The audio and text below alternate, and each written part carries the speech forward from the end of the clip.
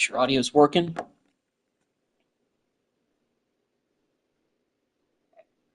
Sure audio's okay, we're good to go. What's going on, guys? It's your boy Malin. Welcome back to the College Football 25 Texas Tech Dynasty. We are here in week 5 of the 2026 season. We may be the number 17, we may be the number 7 ranked team in the country, but we have had our struggles. I'm going to give you guys a little bit of a recap for those of y'all that did not see the last the video of the first season. We lost our first game after coming into the season. I think we were ranked 8th in the country. We lost to the Oregon State Beavers in really heartbreaking fashion. Offensively, we really couldn't do anything, and I actually had to bench the guy that I started at quarterback and put in Jake Strong instead. So I started Will Hammond in week 1, but he threw 3 interceptions in the first half, and then I put in Jake Strong. That kind of helped the offense a little bit. We at least got our first offensive touchdown late in the game to help us pull within an opportunity to win, but we still lost by 3 to Oregon State. But we were still ranked at number 12, despite the fact that we lost that game. Then we had a bye week, another one, and we barely beat Colorado State by 7 points. Offensively, we played better in that game, but with Jake Strong in there, and I made some adjustments with the offensive line, but unfortunately, it was still a tough game. It was still a very tough game to win, and we barely beat Iowa State, and it took us 2 overtimes. It took us double overtime to beat Iowa State. So we're 2-1, but it's been a struggle just to get to 2-1, and the schedule does not look like it's going to get any easier. Our next game is on the road against TCU, who is 3-1. Then we got to face off against Oklahoma State at home, and then we got to play Kansas State on the road. And then we've got, every team right now on our schedule is either at 500, even though it's early in the season, they're either at 500 or they have a winning record. One of them is undefeated at Stanford. So this season, it could be a deal where we unfortunately just fall below our expectations, because I know we're going to have losses this season, probably more than we've had in the first 2 seasons, simply because it seems like that the biggest drop-off that we have had with our team is at the quarterback position, because Barrett Morton last season, I believe, was up to in the mid-80s. But as you can clearly see with the way that our team is right here, we don't have that same luxury. Our quarterback situation is where we have a 79 and an 80. And even then, even though Jake Strong overall-wise is 1 point lower than Will Hammond, he's got better acceleration and agility, which means I can get him out of trouble more. I mean, the agility of Will Hammond is at a 91, which is good, but he doesn't have near the acceleration. He's more of a pocket guy, a field general. So, and both these guys really have a lot of the same tendencies, but Jake Strong, he's got more experience than Will, so I'm kind of just harping on the experience that he has and the fact that he's been with the system and he hasn't hit the portal yet or anything. He's waited his turn, and I think he finally deserves an opportunity to be the starting quarterback. He's led us to victory in the last 2 games. As long as Jake Strong keeps winning for us, he will be able to hold on to his starting job. That's the way that I'm taking the quarterback position right now in terms of what we're going to be doing. This live stream, I'm probably not going to go as long. I'm probably only going to play 2 games, and I actually am probably going to sim one of these games because like y'all saw with the last season that I didn't play every single game. I do sim some games. Some games I sim, we win, but most of them we're probably going to lose with this roster. But one thing we cannot afford to do this season is that even if we struggle to win, to even be near at the same level that we were last season, we cannot, in my eyes, afford to miss out on a bowl game.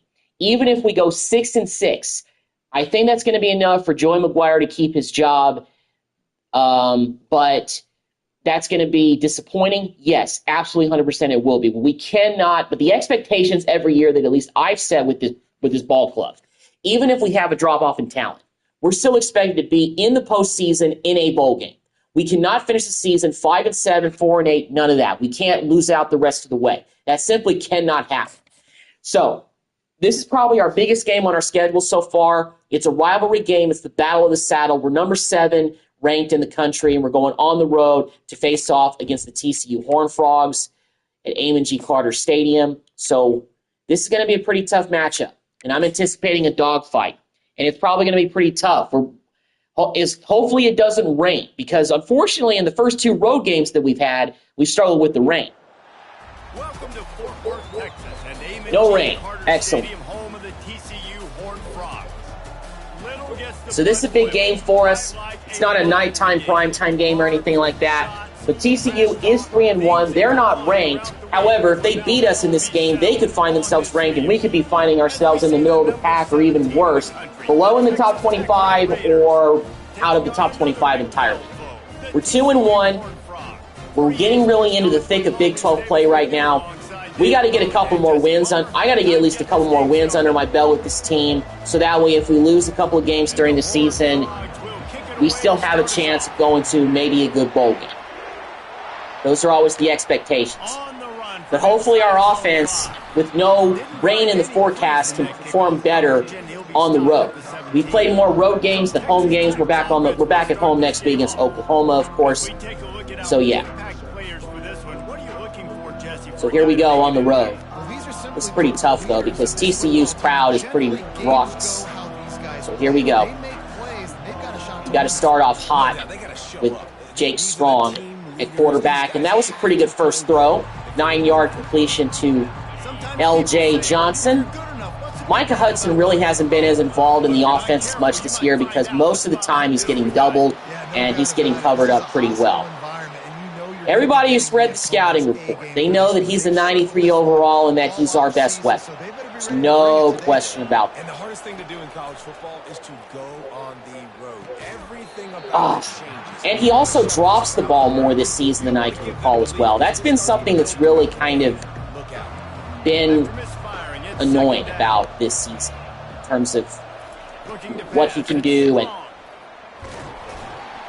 everything like that. And the offensive line hasn't provided nearly the same amount of protection they have the first 2 years of this dynasty. So that's been one of the toughest aspects of this year's team. No question about it. And we can't complete that pass to the tight end. And we're not 3 and out, but we do punt on our first possession. So that's not a good way for our offense to start. Our offense struggled this season, despite the fact that we're 2-1. This isn't the same offense that we've had in recent years, so that's been tough. But one of the biggest ways that we've been able to stay in games so far this season has been the play of our defense. This guy, Vernon Cotton's a redshirt freshman. He has been on a tear this season. Normally you say that's a win for the running back. A running back and a linebacker, I win. But You get a first down completion on us right there. So they go with the spread, no huddle. Dylan Spencer's had a couple of moments this year, too. But overall, our defense has been the reason we've been able to stay in games for the first 3 games of this season. But it doesn't mean anything's going to be taken lightly by these guys. Wide receiver coming across in motion. On the move, it's Cook. They get it down to the 35. Another first down. 10-yard pickup on the play, and it's a first down.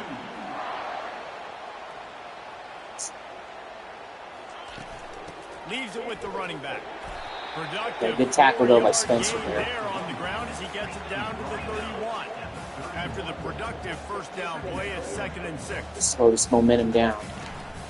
From the gun, running back gets We're not getting any resistance right now. 21-yard line. Pickup of 10 on the play, and this offense is threatening with a first down.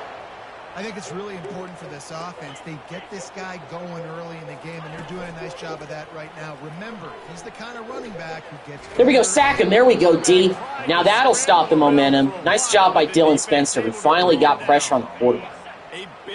Finally got him down. Slow down some of this momentum. 2nd down and 20 for the Frogs. Here we go, good pursuit. There we go. Lost 2 more yards. Dang, 3rd and 22. Jeez, that is a long way to go. They in field goal range? Maybe. If they get even any more yardage here, they could try to kick it. They'll probably kick it. All right, well, we had a big-time sack, and we also had a tackle for loss on a running play.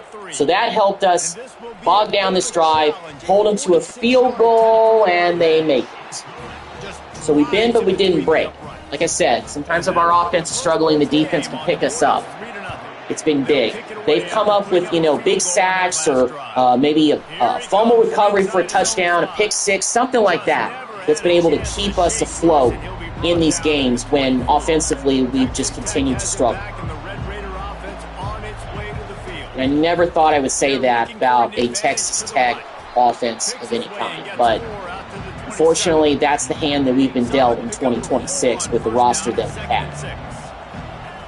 It is inferior, but still got talent. Like Micah Hudson with a nice sideline grab right there. If Hudson does get open, we can hit him. But it's not easy. Go Hudson. Nice catch. There we go. Fortunately, Strong got some time in the pocket to make that read. It's very rare. Everybody holds their breath when this guy has the ball. On defense now, you got to stop the bleeding because you're allowing one of the best at his position in the sport of college football. Now, Micah, you're wide open again. There we go. Now we're starting to feed Hudson. Now we're starting to feed him. Starting to get him really involved. You know what? They're creeping up a little. Into the first quarter.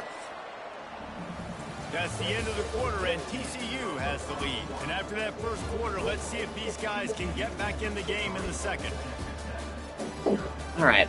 Well, we're mounting a pretty good drive after our first one didn't go so good. Move the ball better here. Keep it up there. From the gun, he leaves it with the back. They bring him down, and he's going to the blocking in front just really disappears at times. It really does. Down productivity. That will not go down as a productive first down play. No, it will not, Reese. Give this defensive line credit. The West, TJ West sighting. There we go. Let's go a halfback dive here. We got the ball at the 3-yard line. See if we can punch this in with Valse. And enough time for a receiver to run that slow developing route. No doubt. He comes across the field. There's going to be a time where he's going to be open. Nice blocking in front. It's horrendous football sometimes. Great protection. They lost ground on first down. Now second and goal from the 5. Go. Touchdown, L.J. Johnson. Beautiful route. There we go. Back on top. Perfect. Way better drive for the offense there. Got some big plays with Hudson, and LJ finished it off with a touchdown grab. 7-3 on the road. That's just the way we like it. Yeah, it's critical, David. Listen, a lot of times touchdown passes aren't thrown into the end zone. You've got to read the coverage, hit the open guy, and let him do the rest. Okay. Well, they go with the spread no huddle, so we got to be kind of on our toes a little bit more than I anticipated. Hopefully our defense can slow them down a little bit more. Oh, man, here they come with a big run on us to start the drive. Not exactly the ideal, not the ideal way I wanted this to start. Let's see if they can do that here.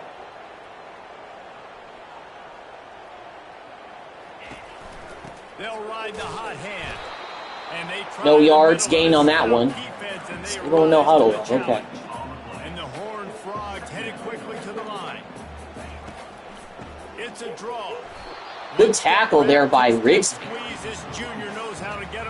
right, 3rd and 9. Didn't go no huddle, so it gave us a chance to get in a different formation defense. From the gun, wants to pass. Oh man. A strike downfield. He's run out of bounds, but not before turning in a big pickup and moving the sticks for a first down. And I love the chance there, but the quarterback on that last completion. Couldn't get there to make the play. If you're going to complete that ball down the seam, you've got to be able to freeze. Yo, don't get, man, they lost 3 yards on a pass play. That is unrelenting. Nice job. We had a bunch of tackles for loss on pass plays against Iowa State last week. Defense. That was very interesting to see. Because that was a lot of losses. Okay, it's short, but they still only have 3 yards to go. They picked up quite a big chunk right there. Just to get some chunk plays when they can. So.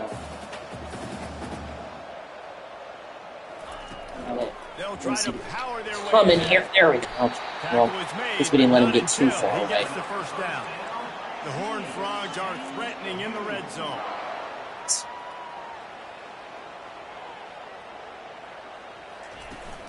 Might as well give it to him again.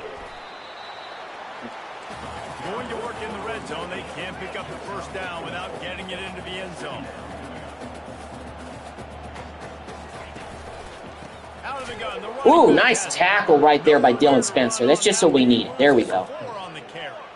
Third down has been right in the wheelhouse on this drive. They've already Third and 10. a couple of times, but they need the full 10 yards now. Man. Still on his feet. They make the stop at the 5-yard line, but they've got it first and goal. The offense threatening. Close to the end zone now with a new set of downs. On the option. And they got us with the option play. And he takes it to the house. Touchdown, And nobody out there. Timely decisions, effective play management helps them get in the end zone after that marathon drive. And every time the offense needed to play, Be a back and forth affair in this one. You got to keep matching. I really don't want to see our offense bogged down for any reason. The kickoff bounces through the end zone. They'll bring it out to the 25. Texas Tech ready to send the offense back onto the field. Now they need to put something together to answer that last score. There's a lot of pressure, too, on this offense to have to execute at a high level. Ooh, good catch by Eakin. The DB dove for it, but he missed. Great play. And I think that's the difficulty being a play caller. Like, I have to 2 minute balance warning. all of those things. My defense is a little bit tired. I can't put on the field, but I got to be aggressive. Nice catch by Eakin to get this drive going. Game, so a lot to process and think about. Looking downfield, it's Strong. Fires to the wideout. Off the deflection, missed a great chance to force the turnover. Instead, it'll be second down. Couldn't make the connection last time. Let's see if they throw it again. On second down, just keeps firing. And they got it. Had a chance, but the protection, guys, if we can't protect, can't win consistent. Looking to throw, and he needs a chunk play. That pass not close as he got drilled trying to deliver it, and it'll bring up fourth down. And the Red Raiders will send out the punt unit. Hopefully we can recruit some good offensive linemen this year because we need some big time help. TCU has it back, and the Horned Frogs go on offense. And David, how they would love to stick it in the end zone one more time after that last drive. And once you get the defense... Oh my gosh, we had a chance to intercept that ball. Oh my goodness, it was right there. What's happening right now, because everything you dialed up on that last drive ended up working out. You're just looking at your play sheet. Everything you're picking is working. Let's see if they can pull it off again here. They make the stop, trying to pick up just a little bit at a time to get to that first down marker. They'll try to muscle their way forward on third and short from the 29. Grab near the marker. It's James. The offense will have to use its first timeout of the half. And on that third and short, I don't think he was unhappy to see that zone. Nope, it was a great job by the offense. Hey, see where the holes in the zone are? Sit down. You only need tipped away. There we go, Peoples. Nice job. Get the conversion, move the sticks. And the incompletion brings up a second down for this offense. He's looking to throw. Almost got the sack, but still, good pressure by Cotton. Doesn't take this defense a lot of time to get to the quarterback, man. They've got speed all over the place. They hit him so quickly, and because of that, the ball falls incomplete. And there we go with the sack. Timeout. Call timeout. We got a timeout here late in the first half, and they'll try to get more. All right, we still got a chance to get this ball back and do something for the half. Get some little redemption. First time we've seen their punt team this afternoon. He gets the first one off, and he was busier than he hoped in that loss last week, being called on 5 times. Here's this offense with a fresh set of downs. He wastes no time and comes out throwing. Ball up for grabs, and I thought he had it, but somehow it slithered through his fingers. And here comes the offense on second down. After the incompletion, they go back up top. Johnson. Beautiful. Timeout. And chunk plays are the name of the game, and they get one here before the defense finally makes the stop. Yeah. Good job. Way to run away from that DB. Kind of split them right there. Perfect. That's a simple slant Beautiful. pass, but after he catches it, he's able to work in the middle of the field, finds the open green, and get the first down. Throws to the wideout. Oh. He got a hand in there, knocks it away. And tipping all everything Well, away. he basically could have just ran that route for the wide receiver. He was all over him. There was no shot that receiver was going to be able to make that play. Beautiful job by the defensive back. unloads to the wideout. And it's picked off. It's a terrible throw. And they'll drag him down after a good return on the interception. Man, that is how you get it done as a defense when you're playing cover one. Like, you got the middle of the field safety, but everybody else Just open the door for them to do nice something job potentially. running with this guy, seeing the football, breaking on it, making the Not bring it interception, down. making the big play for this defense. The offense will quickly use a timeout. It'll be a first down from the 49-yard line. Looking to move it through the air. Going to try to get it himself. They'll finally drag him down, but not before he gets it to the 40, and it's a first down. Well, they didn't call a timeout. Here's this offense with a fresh set of downs. The offense will Now they stop the did. clock and use one of its timeouts. They let some time tick off there. I don't know what their plan was. Now They had on 18 first seconds down left to from try the to do 40. something. That last pass, I don't know what I was thinking. I was trying to like lob it over so Hudson could get it, but Just had to get rid of that one. Good job to avoid the loss. Running out of time here in the first half. They're going to have to be efficient to put some points on the board before the break. 2nd and 10. He'll throw again. Just had No to way. get That was rid of way that over one. his Good head. job to find another play. If they can convert they're definitely here, not in that field goal will range really right give now. you a shot of momentum. But even if they get maybe On 3rd and long, trying to have a yards, big they completion could here. potentially. Fires to the wideout. And he We intercepted that? Brennan Jordan, let's go. Doesn't really mean anything, but it definitely slams the door on them getting any points. But hey, that was a heck of an interception.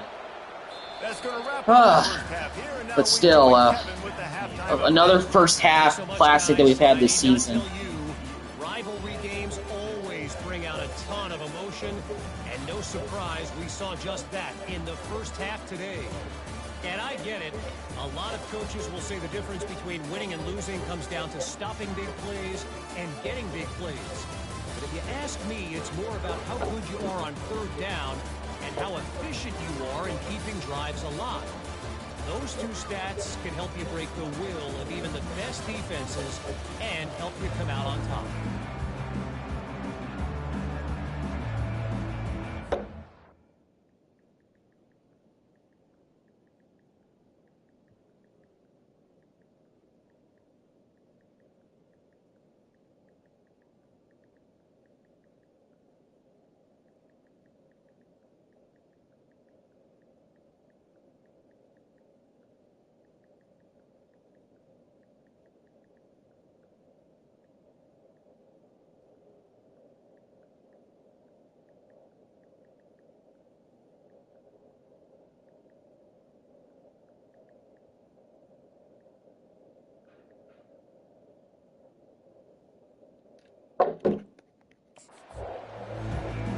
Well, unfortunately, we got to start this second half by giving them the ball immediately. So, defensively, we got to make stop, give our offense a chance to get down this field and get this lead back.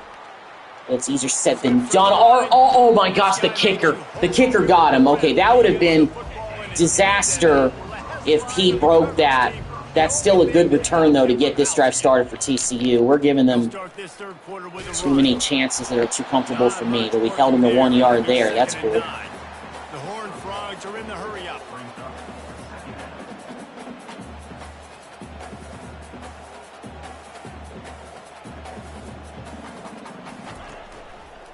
He'll do it himself. Okay, good wrap-up. It's 3rd down. The defense is able to make the stop. How bold will No, they be let's go back to down full. after that last run? The offense showing motion from the tight end, trying to get a read on the D. Shoots it to the left. Wow, that was a terribly thrown ball. He threw that like right at his feet. I don't know what that pass was about. This will be the 2nd time. All right, then. Well, hey, force him to a punt. Let that thing go. And I should not have. Bouncing it out of bounds Okay, I don't want to abandon the running game just yet, but if we don't start picking up some kind of solid yardage, we're going to be in trouble. Here we go, Valson, break that. There we go. Okay, that is just what we needed to get ourselves a little bit out of trouble there. Get us some breathing. Just haven't been as physical. And for this offensive coordinator, David, he's having to go deep into the playbook just to try to generate a first down. Well, and the good thing is there's not a ton of break some tackles, gains 5 yards. There we go. Get that one positive play, and then maybe you get those juices going. Okay, so this run play doesn't get us negative yards. So I really want to keep every running play moving forward so we can pick up some kind of positive yardage. For a physical attack from the gun. He's knocked down in the backfield. He'll lose a couple. Offense breaks the Passing situation here. To throw, it's strong. Well, Valson, pick that up. There we go. Keep forgetting we can use him out of the backfield. He used to be a receiver, so. At the 33-yard line. And the Red Raiders are on the move. He's looking to throw it. Oh, Jay Johnson, you are so wide open, sir. There we go. Almost broke that tackle, but we're past midfield. Just the spark that we needed on offense. Come to the line with a fresh set of downs. He'll come out throwing on first down. Valson. Man on the right. There we go. Really good surge for this offense. They move the chains, and he's got it at the 34. Looking for a productive play on first down. They keep attacking through the air. The receiver was doubled, and they picked it off. Never really of course they got do that. Promising drive done in by my own stupidity. Oh, why do I keep doing that? I keep forcing balls. And I missed the tackle. Yeah. I'm going to be down by 3, but if we let up the score, I think I'm going to be in even more trouble. Off the play fake on first down. Oh my gosh, it went right over Roberts. And he'll take it in and house it. Touchdown, Hard Frog. Really nice job working the route and getting himself open. He was able to locate the football, snag it out of the air, and this guy now has 5 receiving. Okay, guys. And for a quick update, let's go to Kevin Connors in the studio. Guys. Do anything? Okay, I guess I can. Yeah, it's totally. I think you guys know what I'm about to do. UTSA has opened up a can right now, and based on what we've seen, I'm not sure anything.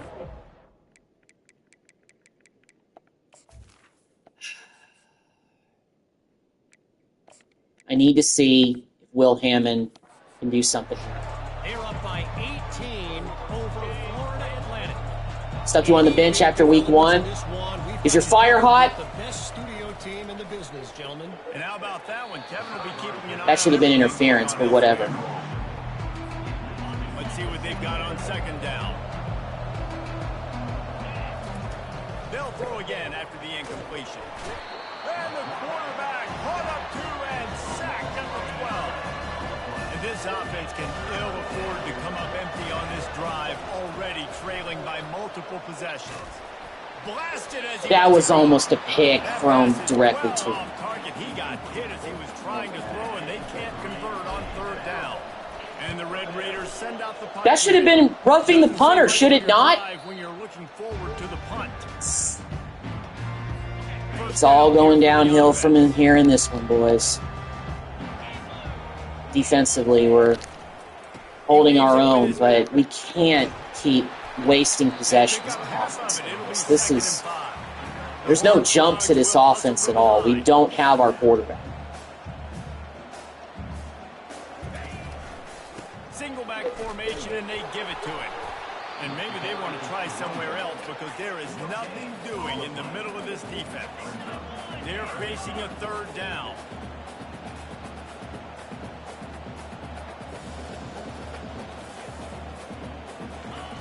From the gun, wants to pass. Quarterback adapting.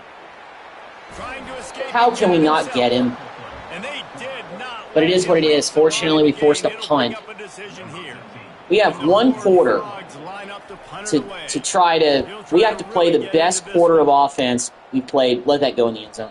And the punt hits Well, ground at the 2 and goes into the end zone. He just missed, pinning them right in the shadow of the goalpost. It'll come out to the 20. Scanning the field, it's Hammond. Firing to the right, complete. Well, first completion for Hammond since week 1. First down. Picked up 10. Offense getting set for first down. He wants to throw. Pulls it in. It's Johnson. There we go. Another completion. There to make the stop, and we've played. Well, we got to play the best quarter of offense we've played all season to erase this 10-point deficit. I'm going to see if Will can do it. That's the end of the quarter, and TCU has the lead. Hopefully, by putting him on the bench, I lit his fire. So now he's going to come in here with something to prove. We're outpassing them by a pretty good margin. But every drive, but most of the drives have ended in interceptions.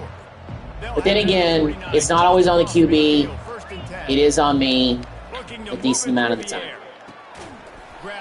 Hudson got it. Wow, he got smacked, but he still held on to the ball. Nice job. To work that defense and get the first down.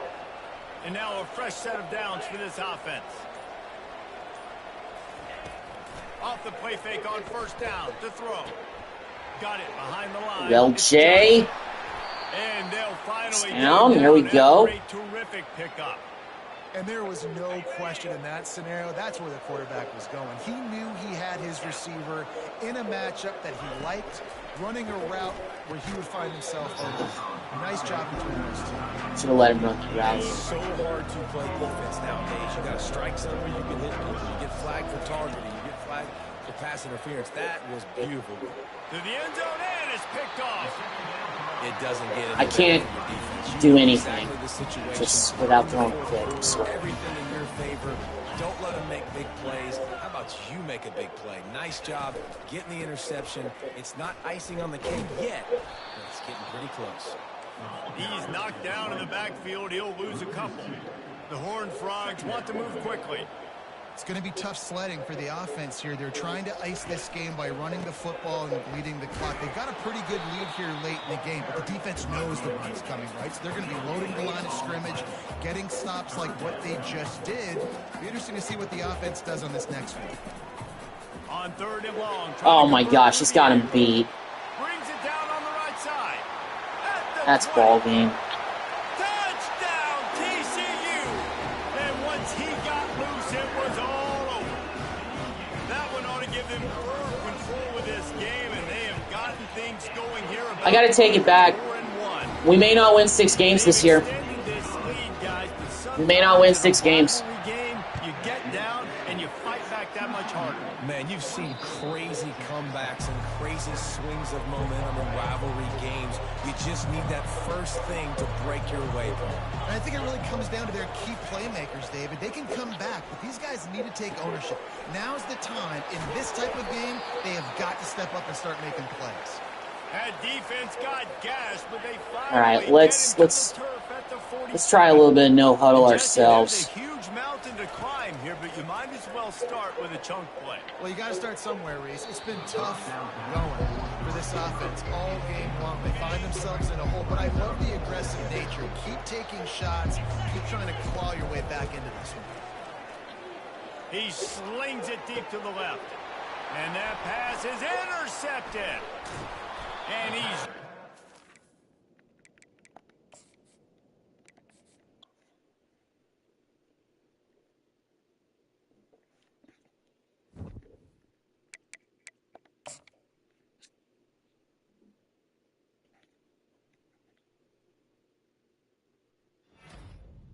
Got a commitment.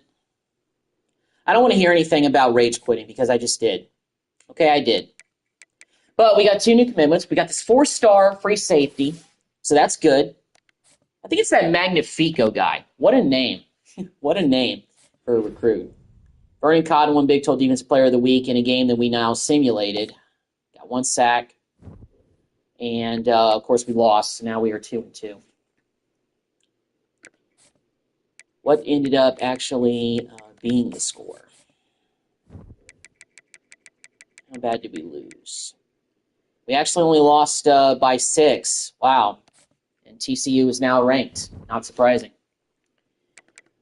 Okay. I feel like that I got to change some more stuff with the depth chart.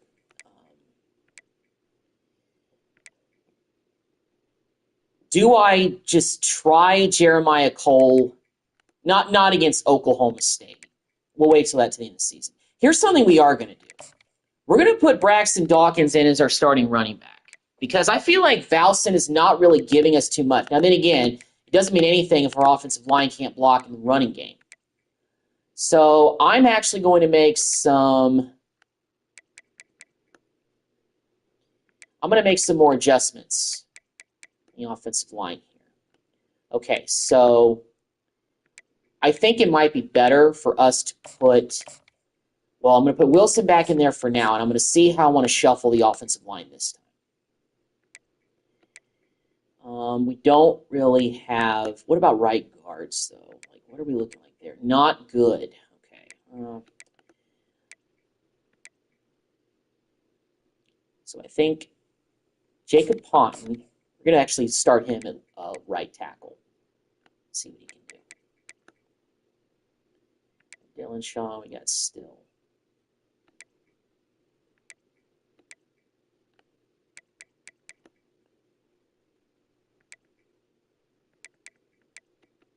We gotta, so let's actually put Still back at right tackle, where he's probably should belong.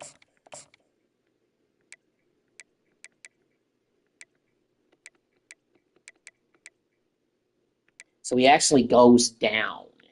Okay, so Crawford actually is better suited there. Still, he's an 81. What is Shaw on the right side?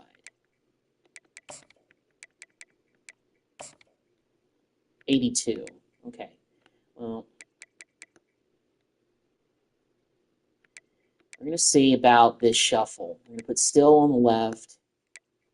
We're going to keep Kemp at guard because I feel like that's still the best. We're going to put Wilson back in there at center for the Oklahoma game and see if that helps. We're going to have Caden Carr, and we're going to also have Gerardo backing him up.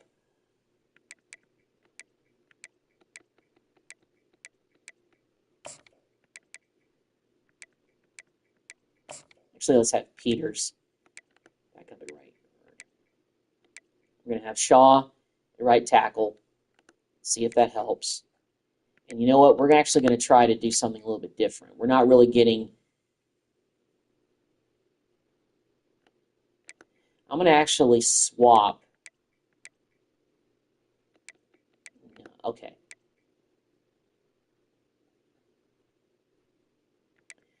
I'm going to put...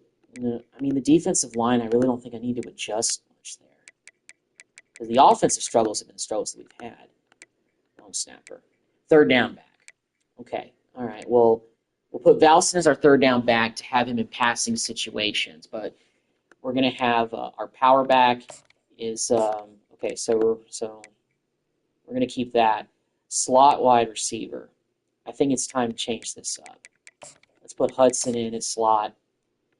And we're going to have Eakin, and we're also going to have Johnson there. Now, LJ's been doing some stuff, but, you know,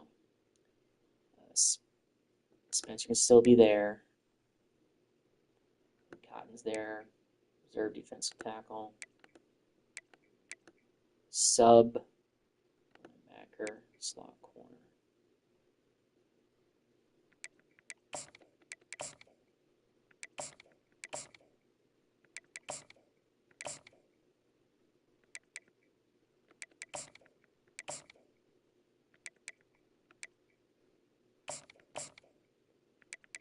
Peoples, slot. Okay. I'm going to start Will Hammond in this Oklahoma game. See if that helps. Now, first things first, let's get to recruiting. We need to get to recruiting because we got some work to do.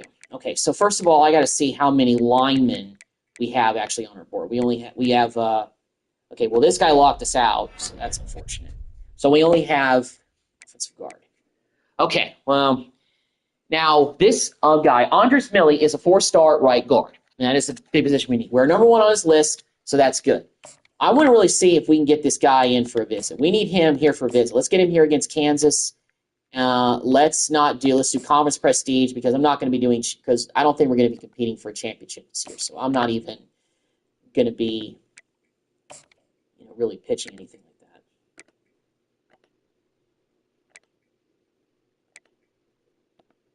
All right, let's go to every position. Team needs. All right, let's get to see if we can get this running back here for a visit because he really wants to come. Proximity to home. Let's do that with him. Let's see, team needs. Let's go to ready for a visit. Okay, all these guys are ready for a visit. So let's get them in here. Let's get them in here against maybe Kansas Academic Facilities for Beach. Number 1 on his list is a 3-star corner. This quarterback. 3-star Brian Ayu. I wonder if he's related to CJ Ayu. He probably is. Says he's not ready for a visit. So. Deal breaker. I don't know why everything's locked for him. We're number 1 on his list, and we offered him a scholarship, so we probably got him mostly. So, okay. Well, this guy, Merchant, this quarterback. You know what? Let me focus on the 4-star guys. This 4-star free safety. Is he ready for a visit? I don't like it. Okay. Well.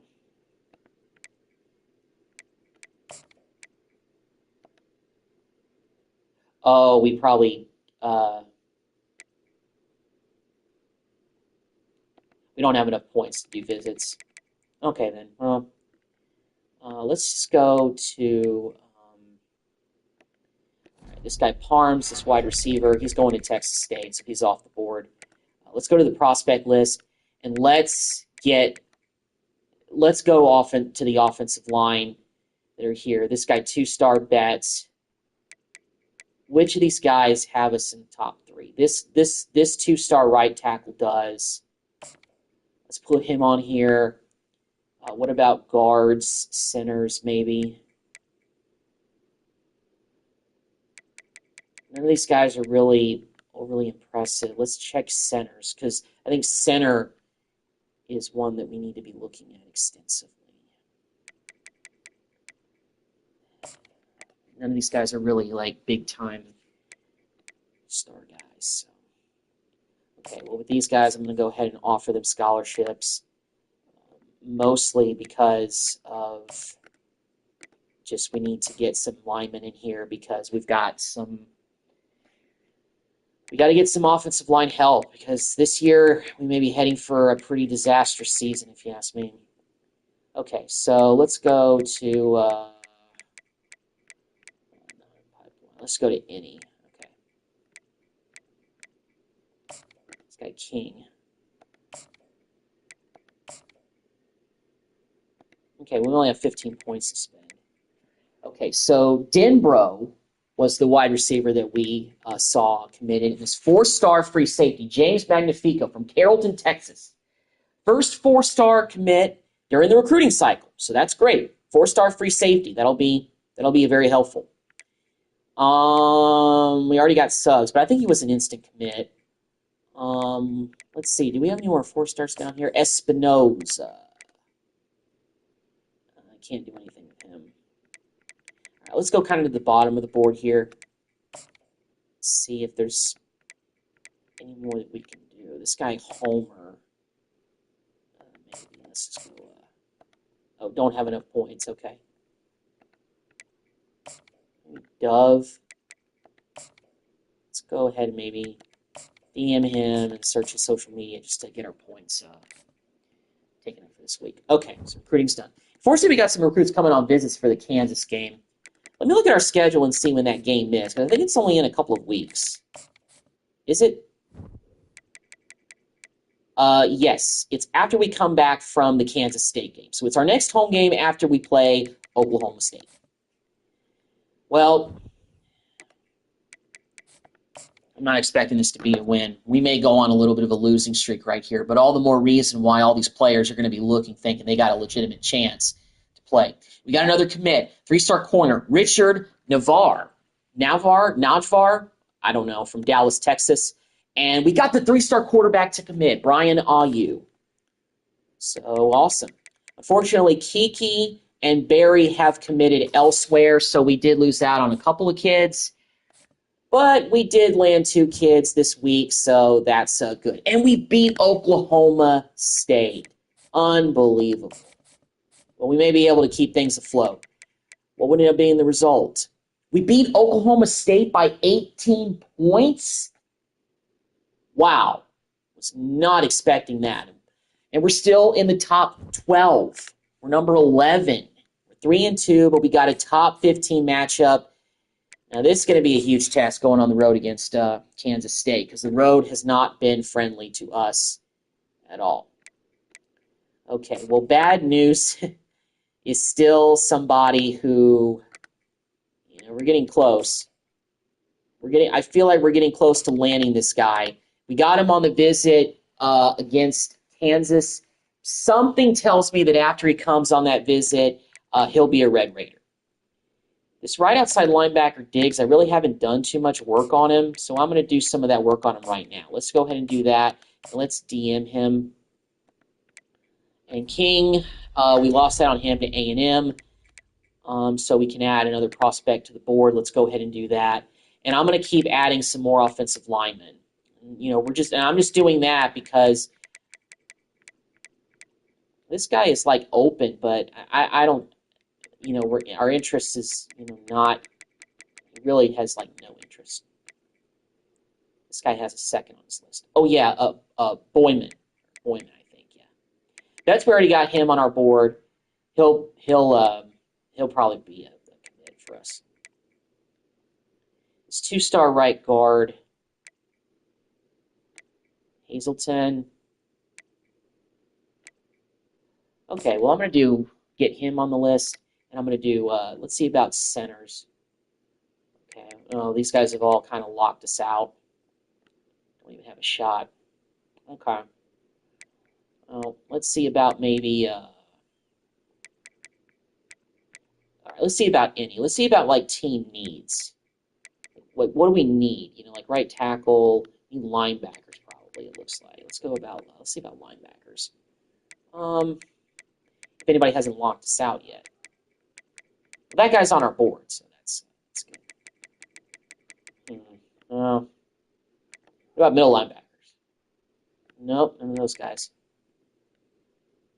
Well, then again, some of these guys are starting to kind of narrow down their choices. So.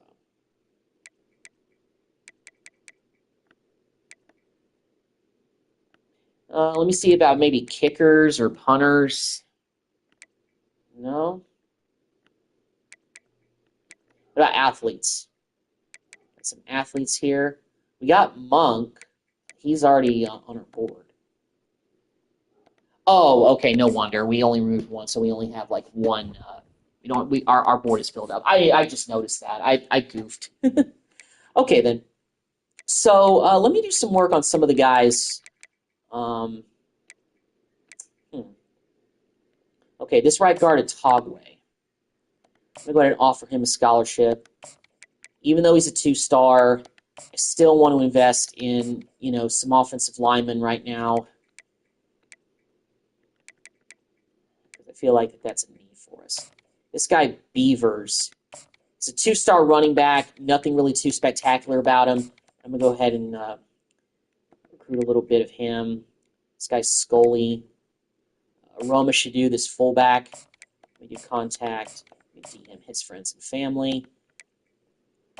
This kicker. Can we schedule a visit? Yes. Kansas. Nice. Let's go. No, I want to go academic facilities. Yeah, I want to go that with him. Okay. Wait, let me actually see who's ready for a visit. Let's see. Okay. Ready for visit. Here we go. Okay. So, let's schedule a visit for Beach. Let's go proximity to home for him. And Ben DeLauro You know what? Let me go with the 3-star guys first. No, let's go schedule a visit. Oh, we can't do it against Kansas. We've probably run out of time. Let's go with athletic facilities. The Stanford game's fine too. We'll do that. Is Espinoza on a visit already? Yeah, he is. Okay, he's visiting against Kansas. Okay. Really feeling we got a good shot at landing him. This 3-star quarterback says... Oh, we probably don't have enough points to spend for a visit. Team needs...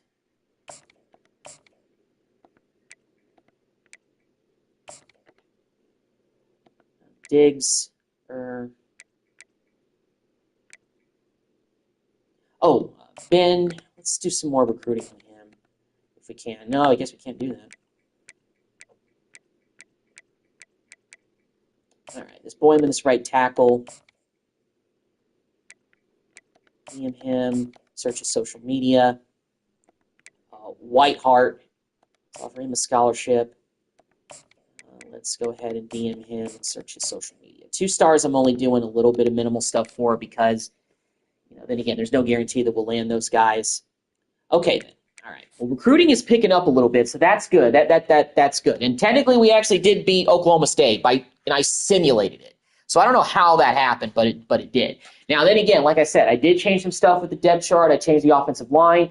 I did. I think I still have. Do I still have Strong as my quarterback? I think I do. Do I? Actually, no, I put Will Hammond back in there. And Will actually got up to an 81. Okay, so I'm going to ride with him for a little bit and see what he can do. But this is going to be a tough test going up against Kansas State on the road, which seems to be an enemy of us. Hopefully we can get a win, even though we're simulating this game. If we lose, we'll go back to 3-3 and 500. We got bad news. All right, bad news Bears. What a name. Well, I don't know what his ratings are going to look like when he gets to campus, but he could be our new starting running back. We got a 4-star right guard, Andreas Millie from Katy, Texas, just what we needed. This offensive line needs some help. And we also got another running back, Ben DeLauru from Richmond, and we got the 4-star free safety I wanted, Gabe Espinoza. Let's go. All right, so we got 4 recruits here. And it looks like we didn't lose out on any other recruits to any other schools, so that's good. So we might have lost on the field. Let's see what happened with the Kansas State game. We lost by a bunch. Wow. And we are down to number 22 in the country. So obviously we've pretty much sealed our fate. One more loss, we're out of the top 25. For sure, and we're going against Kansas this week. But this is not only a big week for us on the field, but it's a big week on the sidelines as well. We got a boatload of recruits coming this week. Although, because Bad News was one of the guys that was supposed to visit, we probably don't have to have him visit anymore. So maybe there's room for somebody else to take a visit. So let's go and take a look at this Diggs guy. Is he ready for a visit? He is. Let's get him in here for the Stanford game. And let's do maybe the athletic facility as his pitch.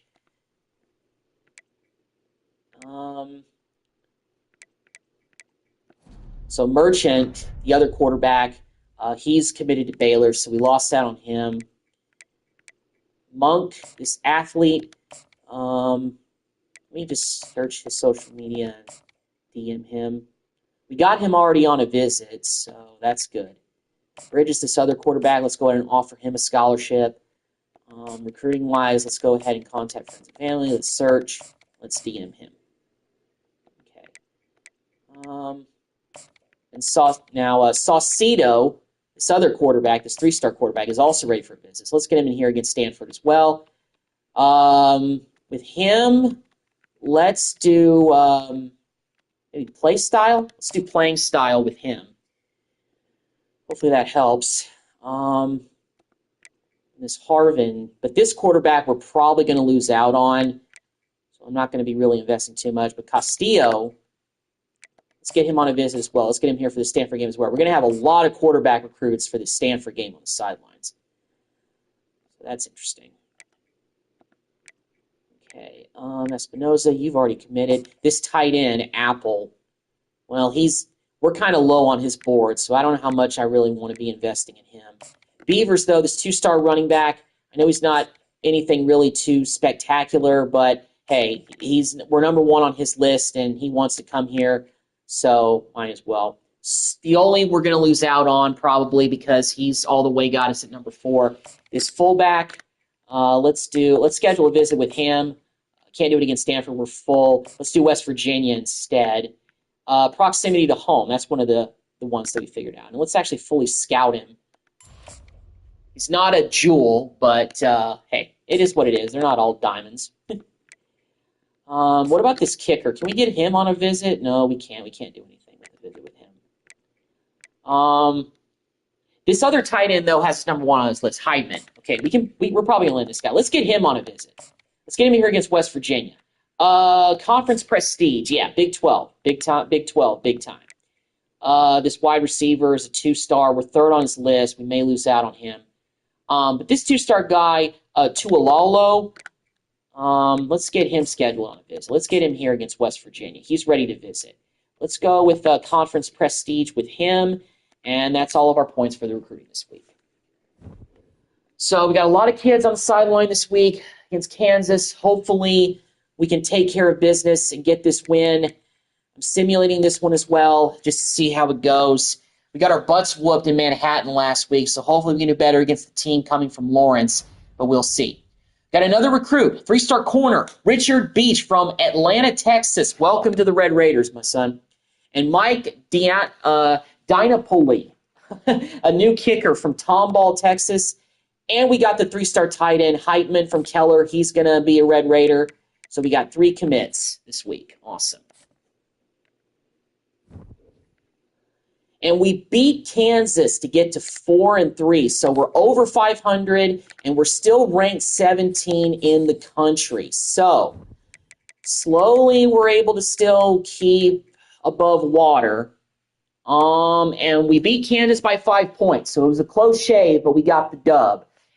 And we've got a pretty tough game against Stanford and number 15, West Virginia. We got 2 really tough games back-to-back. Hopefully we can get a win in at least one of those games, but we'll see. So this season is actually, we're still kind of just hovering around 500. That's about the best we can do. What about Diggs? Is he... I think he's probably on the verge of committing, so we're close with him. Okay. Let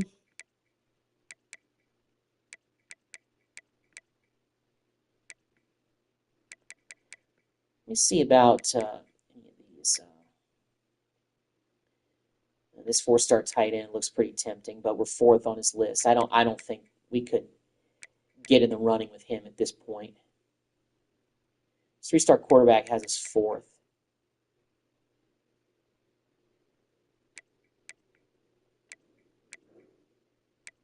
I wish more offensive linemen were really interested.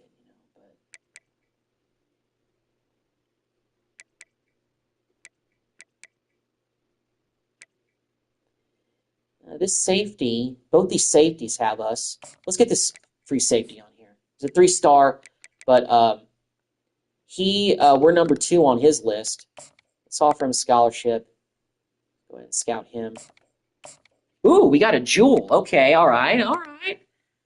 Maybe worth taking a little bit more look at him. We actually haven't scouted Whiteheart, so let's do it. Okay, nothing spectacular there. Zoom in, the center. Well, now we're 4th on his list. Let's go ahead and scout him. Well, he's a jewel. I don't think we're going to be able to get him. Oh, Boyman. We actually haven't even scouted him yet. Okay. Well, let's get him on a visit. Let's get him here against West Virginia. Let's go playing style with him. And let's see. Okay, let's see about the guys that are ready for a visit. Who's ready for a visit? Togway, the right guard, he's ready for a visit. We're full on. So let's get him here against UCF. Let's do athletic facilities with him. Betts wants to visit. He's ready. 2-star right tackle. Let's do the game as well. Let's do conference prestige with him. And Homer, 2-star quarterback. Let's get him here against UCF. Let's do proximity to home with him. And for Dove, the 2-star receiver, let's get him here against UCF as well. Let's do proximity to home with him as well. Okay, so took care of the players that are ready for a visit. These guys are not fully scouted, so let's go ahead and fully scout them.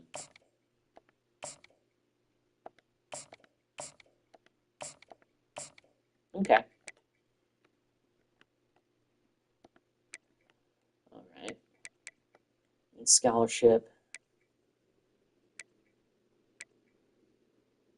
These guys were starting to fall kind of on their boards, so that's why I'm not really pulling the trigger on them.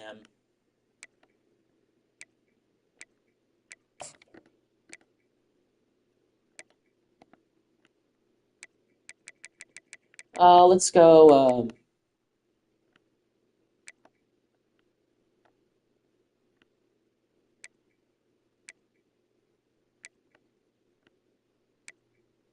Let's go back to any. Diggs will probably be our next commitment, this 3-star right outside linebacker.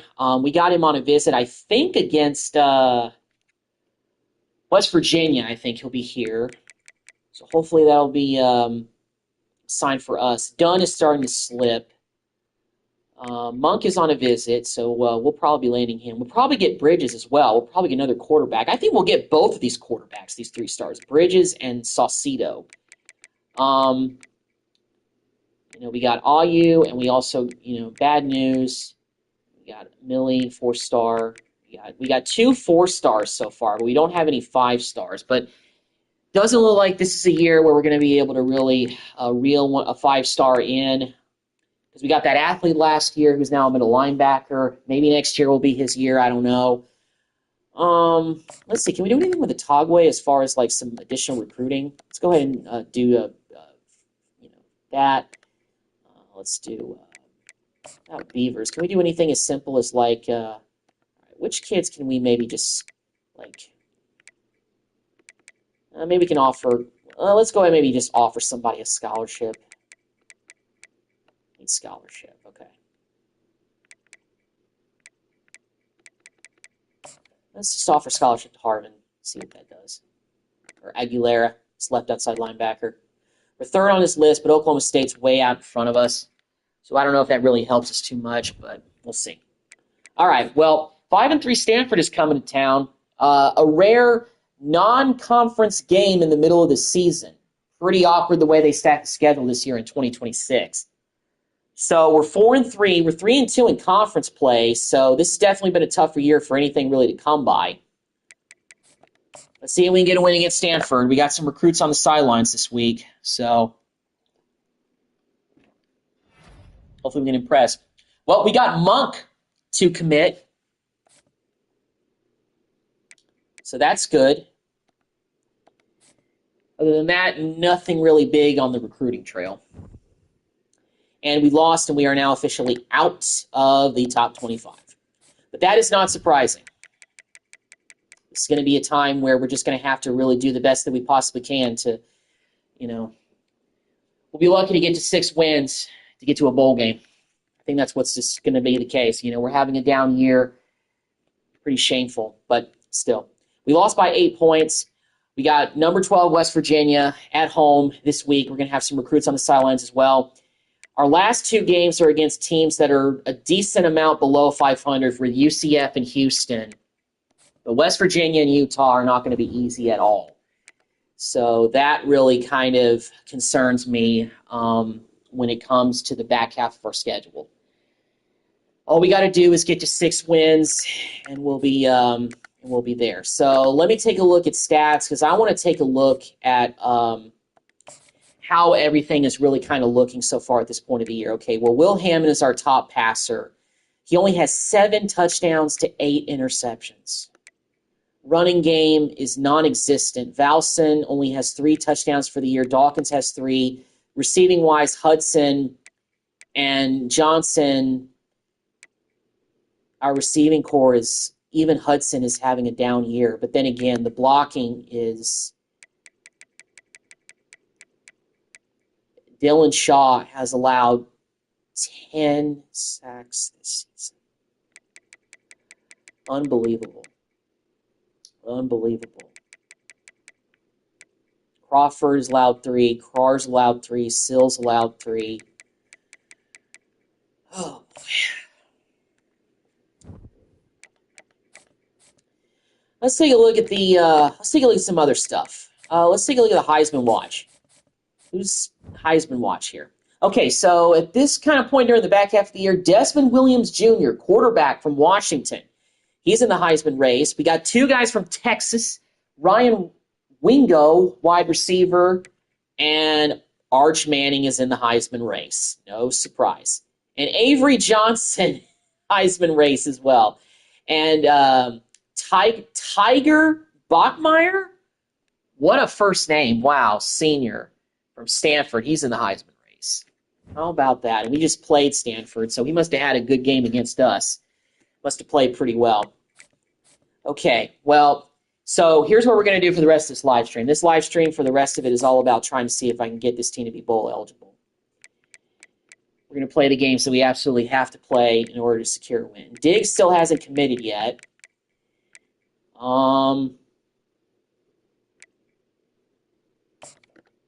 Harvin, we haven't really done anything with him. So let's go ahead and contact friends and family, search social media, DM him. And Aguilera, let's offer him a scholarship. And then we're kind of low on his list at 3rd, but still.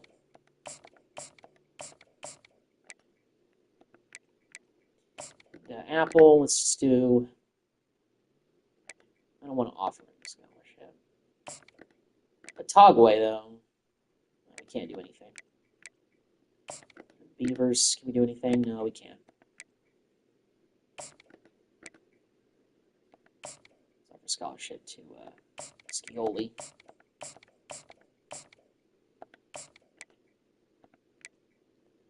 What we should do, the fullback? We can't do anything. Oh, Betts.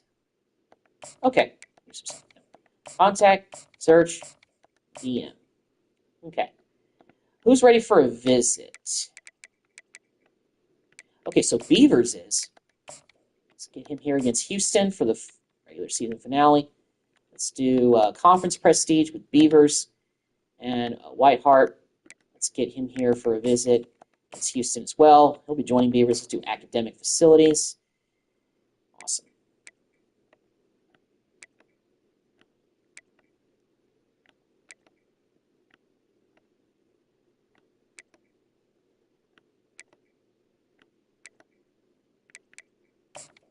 Major.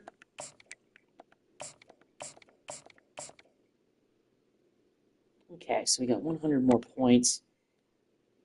We'll probably get this free safety as well because we got Magnifico and we got Espinosa. We'll probably get this 3-star free safety as well. So we're gonna have a lot of depth at safety. We got 3 corners that have committed already so far. We don't have a middle linebacker on the board right now because he's somewhere else now. Defensive tackles, we don't have any of those on the board, nor defensive ends. What about this center? Let's go ahead and offer him a scholarship. Let's go ahead and just do all the things with him outside of center in the house. Offensive guards. We've pretty much done our research with those guys. Boyman.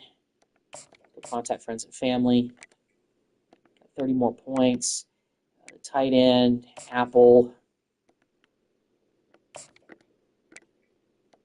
Let's go ahead and offer him scholarship just in case. Contact, search. Oh, okay, so we don't have any points left. All right, and that's it. Okay, West Virginia. Praying for the upset.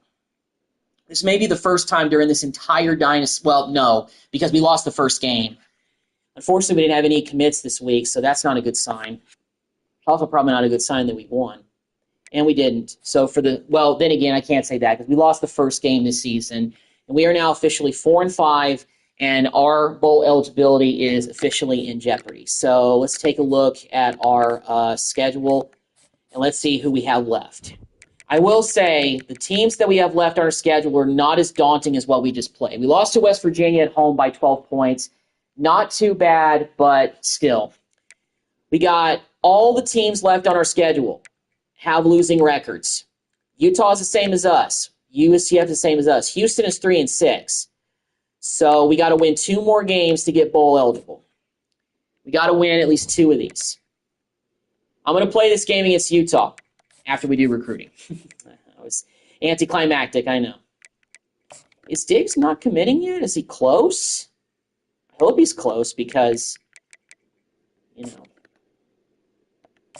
go ahead and offer a scholarship to Dunn. Just see what we do with him. Bridges is ready for a visit. Okay, let's do that against Houston. Let's do proximity to home. Who else is ready for a visit? I need to always check that. A bunch of guys. Okay, Harvin.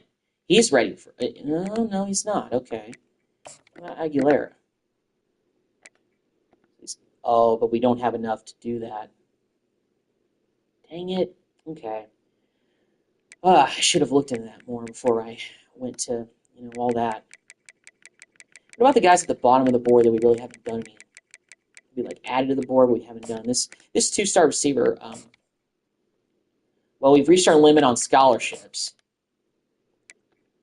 However, if we'll get a scholarship back, I think, if we lose out on the guy.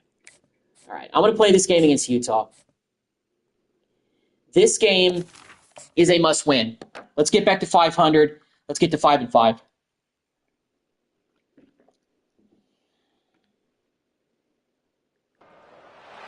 Welcome, everyone, to Rice-Eccles Stadium and one of the most intimidating environments in all of college football, mostly because the Utah Utes are always a handful.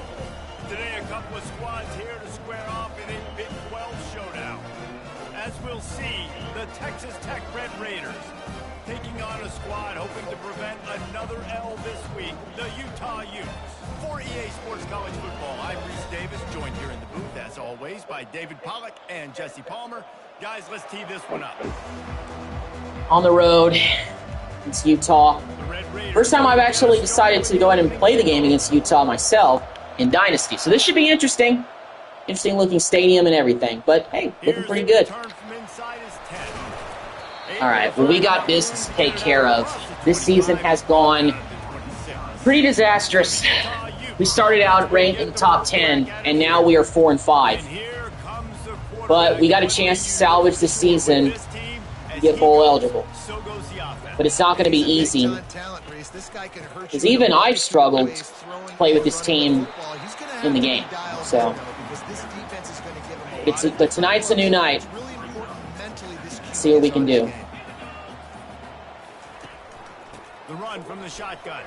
Ooh, stop short. There we go. And those physical runs take a toll. It might not be a big game now, but down the road, third, fourth quarter, late in the ball games, they tend to turn into bigger runs. Is he short? 4th and inches? All right. And they're not going to go for it? Oh, my goodness. I'm surprised they didn't go for it. It's like inches. Go for it. They're not. First play, we hold them to a 3-and-out. Maybe it's not a 3-and-out. I feel like they got at least one first down. Those guys were coming at Micah pretty tough, so. All right. Well, I put Braxton Dawkins in the lineup as our starting running back several weeks back, and I want to see if that's going to give us a spark in the running game because I just feel like we need a spark there, even though Valson's actually currently in the game right now. And he actually powered forward that time for 7 yards, so that's not too bad. They can really be aggressive after that last play at 2nd and 3. He let that thing fly quickly, but he couldn't make the connection. The The defense was obviously ready for Third and that 3. play. They've obviously been watching film. They know that that pass play is one of the bread and butter plays this offense has. So nice job defending. Of course, we're 1 yard short. Way for a couple, but stopped short of the marker. It's 4th and 1. Such a big decision. You come here to lose. When you're opening drive, 3rd and short, you run it, you don't pick it up, and now you're just inches away from getting it. I'm not going to be surprised, guys, if they decide to run it here again. Go Braxton. Dragged down to the turf, but not before getting the first down. You know, I think there's a lot of people in the stadium that were wondering, why are they going for it on 4th and 1 in their own end of the field? But the game. And that was just a terrible. I don't know why I keep doing that. I keep making just terrible throws like that. He is finally out of bounds, but he was smelling that end zone on that return. I don't know what is going on with me, guys. I'm just in a funk. I can't complete a pass. They had to punt it away on their last possession, but man, what great field position this time. I mean, this is awesome. Like, last possession didn't go great. Now you're set up in an opportunity to get some points. Start thinking about what plays I like, Jesse, as I cross the field. There are a lot of offensive coordinators out there, David, and in this position, they like to take a shot right away and try and capitalize on this field position. Looking for space. It's Mitchell. And he's got a 1st and goal situation. They finally get him down at the 2. The Utes line it up with a 1st and goal. Trying to pound their way in. And he's brought down at the line of scrimmage, and the ball will stay at the 2. Can the defense stop them again on 2nd and goal? Movement here from the tight end. Trying to power it in. And he's in. He takes it in for the score. They cashed in off the turnover. Man, and he shows some pops for that one. Some serious vertical. Another thing is that it seems like my receivers just can't seem to get any separation. And I don't know why that is. In other years, the first 2 years, our receivers were able to get separation and it wasn't even funny. Now, they can't seem to do it. Even Hudson can't seem to get any separation from his defender. Ready to send the offense back onto the field. Boy, they hope this next drive is more productive after throwing a pick last time, Jesse. See, like, they're all over Hudson. Fortunately, in that situation, I had enough time to throw the football. But so many times, I'm getting knocked on my ass within 2 seconds. But you got to show some trust in him. Maybe get the ground game going, help around him a little bit with this system. Can't make the grab. Quarterback just missed him a little bit.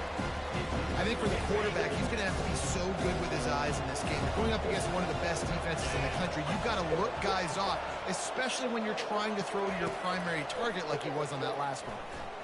Okay, there we go. OJ, there we go. Finally, yes. Couldn't ask for much more there. A 1st down, and they're down to the 42. This offense has been very frustrating to play. It hasn't been fun. I had really high hopes that this was going to be the year that Hudson was going to be the main guy. And also, he drops passes like that. I don't know what is going on. Dropping back, it's Hammond. Fires to the tight end. He almost picked up the first. All right, it's 1 yard to go. If we can't pick this up by running the football for 1 yard, we have the worst offensive line in football. Okay, thank you guys for actually blocking. Nice job. That's the end of the first quarter. Down 7-0. 2 interception early. But we got a decent drive going. Let's try to punch this in. It's crazy to say that we have one of the most inept offenses in the country because it looks like, based on the stats, that we do.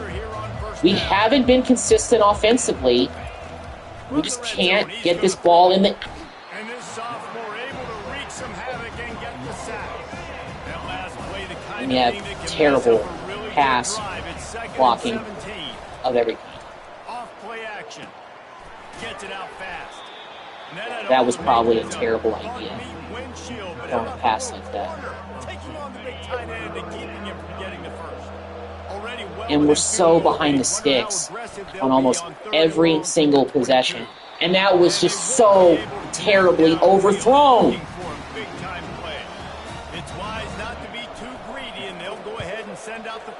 And we got the field goal, though. Finally, I actually managed to kick it good that time. Let's check in with Kevin Connors in the studio. Kevin? Hey, guys, got a final score in a big top. So we at least narrowed the gap to 4, but Illinois answered still. the bell away from Champaign today with an impressive victory. The Fighting Illini knew the challenges awaiting them, and they met them head-on. Generally the mark of a really good team. Always interesting to see ranked teams collide, and today was no different. The agony and ecstasy of college football, fellas. Kevin, thanks a lot for that one. Sounds as if they had a good one there. They'll give it to him again. Just sort of a relentless run, getting everything that was available to him, and they'll mark him down at the 40. Halfway there on first down, it's 2nd and 5. Out of the gun, they'll run it inside. Good tackle, Rigsby. Thank you. And he's going to lose a yard on that one. Now on 3rd down. At least they don't do that spread no huddle, so it actually gives them time to pick defensive plays. Wilson will throw. Got his man in the middle. Good job running that route to get past the sticks. Because And also, it's been, it seems like ages since we've been able to cause a turnover. To get an interception, a pick 6, or a fumble recovery, or something. He'll pick up 1. It brings up 2nd and 9. Something to just breathe new life into his team. Plays. You want those splash plays, but sometimes you're going to take some losses. You're not going to run the football overly well, but if you can Good tackle then again by Rigsby. create some balance, you at least Well, have back, the threat nice of it. tackles on this drive for Otherwise, you're him. just gonna abandon it, and now it's just gonna be a Also, passing Dylan game. Spencer hasn't been as much of a factor as he was last year.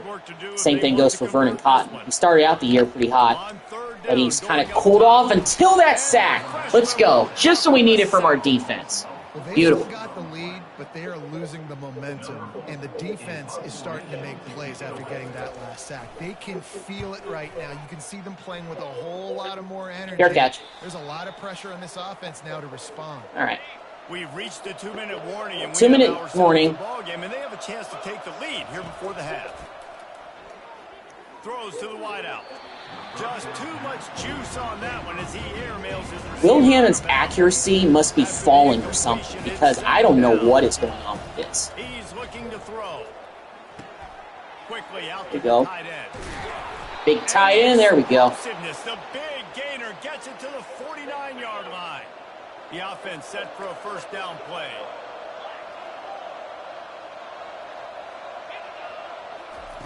He's going to pass. He'll pull it Run down. it. Go out of bounds. There we go. First down. Out of bounds, but not before the big pickup and a first down for this offense.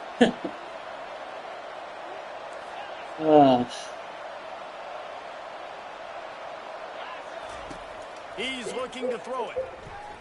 He's moving out of the pocket. Throw it away. And he'll just get rid of that one. Like the job by the defense there in coverage. They took every option away from the quarterback. He was outside of the pocket, nowhere to go with it, so they forced the incompletion throw. What the? Quickly, but it's incomplete. Damn it, you are frustrating the ever-living crap out of me. On 3rd and long, he's going to have to throw. Sideline grab for LJ. There we go. Finally run out of bounds, but he has this offense rolling with a first down.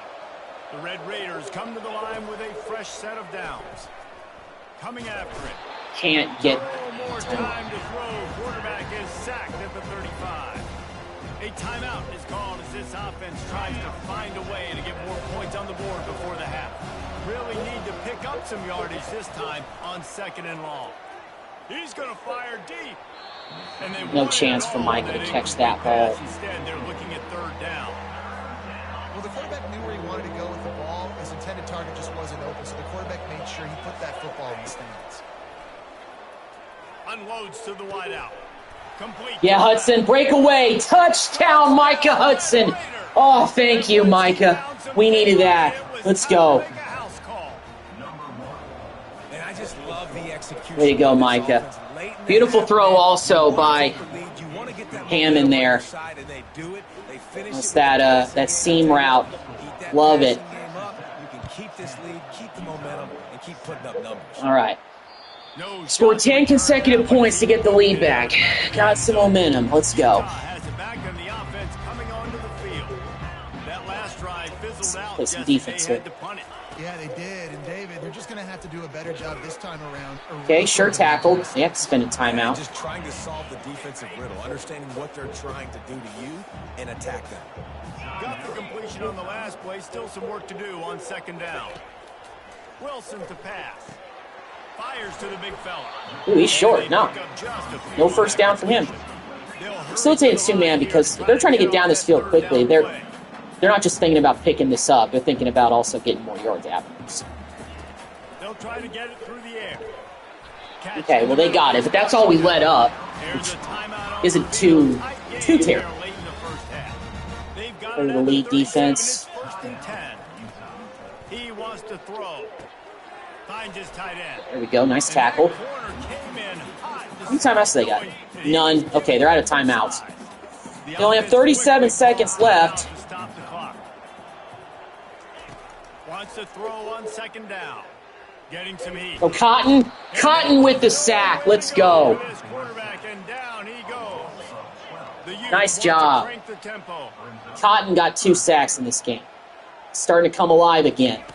On third and long, you'll have to turn it loose deep. And another sack. Let's go. Back-to-back sack, Jack. Nice. Is that Dylan Spencer? I think it was. Beautiful. I'm just going to let them punt to us. I'm not going to try to do anything to get down the field quickly. I also think they get the ball to start the second half, so it is what it is. 0-0. Doesn't matter where the ball ends up. This half is over. All right, well, thanks to Micah Hudson getting us a big pass play, we're back in this game, and we got the lead back. We were down by 7 after we threw the interception early and allowed a touchdown after the pick. But the offense gave us a little bit of juice at the end of this first half. Will Hammond found Micah Hudson for a touchdown. He broke away, scored. Now we're up by 3 going into halftime. That was the play right there. Hopefully that just continues to ignite this offense. We got to utilize our talents the best that we can. We just got to use what we can to get down this field and get this offense continuing to go. Oh, I can't credit. We do get the ball to start the second half. Okay. Awesome. Let's go. From inside the 15, chance for a good if Dickey would have, had a little bit more speed, could have taken that longer. Texas Tech has it back, and the Red Raider offense on its way to the field. They go to work in the third quarter with the lead, but they have had a little trouble keeping their quarterback upright. Yeah, and you have the lead, you're positive, but the offensive line coach is definitely going to be upset. And the offensive coordinator, listen, I don't want my guy. Nothing really coming from the running game anyway. So. Give him some more time here in the second half. I think you can do that too offensively by maybe leaving your tight end in to help block, maybe chipping. Good catch. Way to hold on to that ball, Leakin. Way to go. That pocket has been shaky, and if it continues to be that way in the second half, this could Dawkins be a much different looking football. Maybe good things. That kind of did. Positive yardage is better than losing yardage. It's just simple. Simple first down run, showing your physicality, setting your offense up in a good spot. Looking downfield, it's Hammond. Good block. Good block, Wilson. Let's go. Bowson with the screen catch and another first down. Let's go. And much more really good execution by this offense. Looking to move it through the air. Catch by Micah. Held onto the ball. Nice job by the wide receiver getting over on that slant route against man coverage. He fakes like he's going to the outside. Come on. Let's see that hold right there. Almost there, but I mean, it's.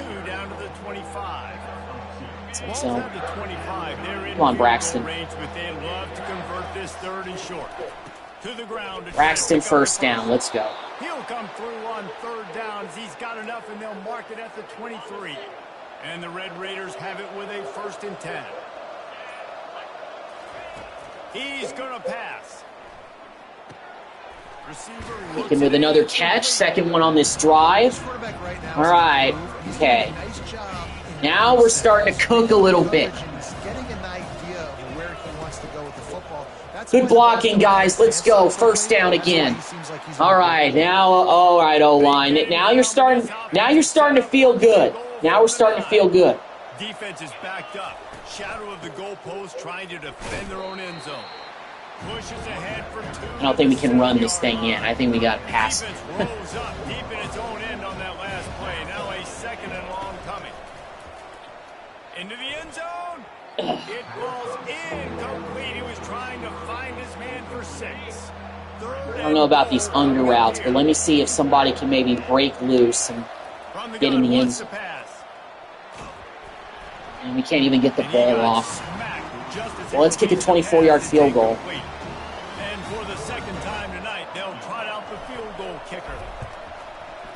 Got it. And this one splits the Well, we wanted 7, but we got 3. We're up by 6. After that last field goal drive, they're set to kick it away. At least we got some points on that drive, Not gonna give but him a chance still to make the plays nowhere near and move that comfortable. thing through the end zone. The Utah offense returns ready to go back on the attack. They hope to be able to cash in on this drive, David, after having to punt it last time. Yeah, and I think this offense needs to start it with the first play. You need to be successful and productive on that first play, and it gets you in less predictable situations.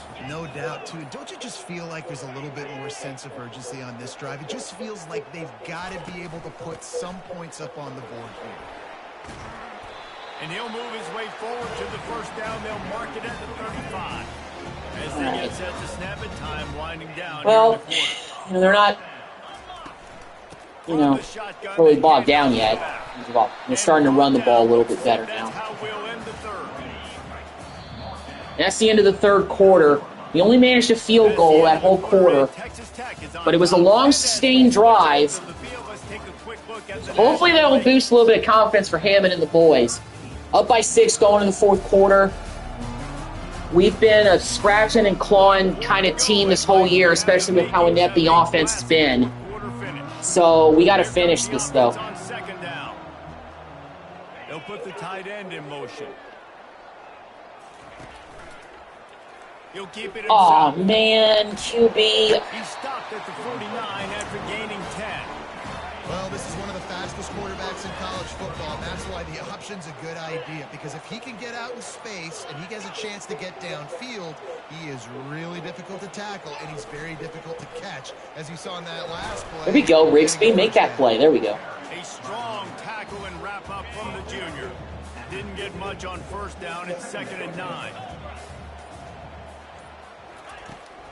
They'll see if they can find some running room on the right here. Okay, get him down. There we go. Man, people's drug him back. He grabbed him and forced him to make this. Nice job. Stay out of 3rd and long. 3rd and long That's difficult. is not where an offense ever wants to thrive. 3rd and medium, hey, I'm good with that. So you run that play to make sure you're set up for a good 3rd down. Oh, he held on to it. Still a nice hit, though, by Horn. Yeah, that was Horn, number 4. They pick up the 1st down at the 36. Touch pass on the jet sweep. Able to pick his way forward for a decent game before the defense gets him down. After trying the running game, let's see if they do it again on 2nd down. They move the tight end all over. Keeping it on the ground with the single back. Brought down just outside the red zone. He moves the chains. It's at the 22. Line gets set. 1st down. Big, beastly 1-2-4. What's up, man? Looks as if they didn't get it Ball off in start? time. It'll be a delay of game. Oh, a delay of game. Okay, all right. Was not expecting something like that to happen. That is a complete Well, that'll back him up. penalty. Help The us quarterback defensively. went into brain lock and lost track of the play clock. The offense showing motion from the tight end, trying to get a read on the D. He's got it again. Ooh, wow. Ooh, nice tackle for loss, guys. There we go. That's what we're looking for. 2nd and 17, man. They got a ways to go.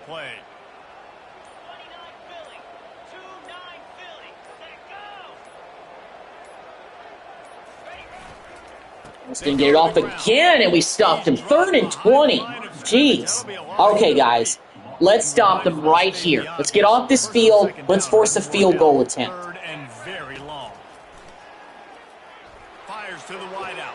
Intercepted by Horn. Oh, let's go. Let's go. It's been a day with Not a lot of rhythm, not a lot of It's timing, not a lot of guys Garrett. on the same page, and they weren't right there. And I forgot your last name, but that name does ring a bell, man. Yeah. Texas Tech ready to send the offense. Yeah, you were part of, like, the spring class, right? Like, I'd already left after fall of 2015. I think I remember you a little bit. Auer, what's up? Garrett Auer, that's it. What's up, man? Okay, they called a timeout, 2-minute warning. Well, getting that interception by Horn was huge. So now all we got to do is hold on to this ball. We can win this game. Okay, they took another timeout. They have 2 of them left. Oh, yeah, you were a freshman. You were part of fall 2015. Yeah, man, I remember you. Okay, I actually think I gotta throw this. I want to pick this up. Off the play fake. They're trying to get to it. And he caught it, but he's short. Dang. That's 4th down. Well, they have 1 timeout left. We're just going to have to punt the ball. A decent punt. Fair catch. Okay, well, they need a touchdown to win. They can't settle for a field goal. So we got to make one more stop on defense, and it's over. That's it. But yeah, Garrett, thanks for checking out the live stream, man. We're trying to win this game, and it's tense. Okay, all right, guys. Backwards after a completion. That's never ideal. I don't know what kind of play call that was, but I'll take it. Go. Another pick! Let's go! Jalen Peoples read the route perfectly. Now we can start to really put this on ice. Wow, back-to-back picks. Let's go, D. Perfect. Was not expecting that. Finally, the defense made some plays for us when they needed to. We haven't had that the last few weeks. Yeah, Jordan Wagner. Yeah, man. Yeah, Jordan, I remember him. Yeah, for sure. Yeah, Jordan. I think he was like the year before you as far as pledges. Come on, Braxton. Running back. Okay, 4-yard gain. That's good. They got no timeouts left. Let's just try to run it to make sure we pick up this 1st down so that way we can really bleed this clock. There's not enough time left for the defense to get it back and go march down the field. So let's dial. All right, I'm going to let this clock tick down. I'm going to take my sweet time. Let's get out of Utah with the win. Those picks in the end, absolutely huge. Defense delivered, gave us a chance to bleed the clock when we need to. That is beyond huge. Thank you, defense. Our defense has picked us up at times when we need to. All right, well, let's take a knee. Let's run out the clock. Will Hammond leading us to a victory. You deserve the game ball, sir. We threw a pick early, but you know what? Came back. It was ugly. Our offense only produced 1 touchdown the whole game, but it was a big one. It was the difference in the game. Micah Hudson, 3 catches, 64 yards, the 1 touchdown that we had, and we're back to 500. We're 5-5, and we just need one more win to be bowl eligible at the back half of the season. Defensively, stepped up big when we needed to. Got those 2 picks in the 4th quarter. Sealed the win. Beautiful.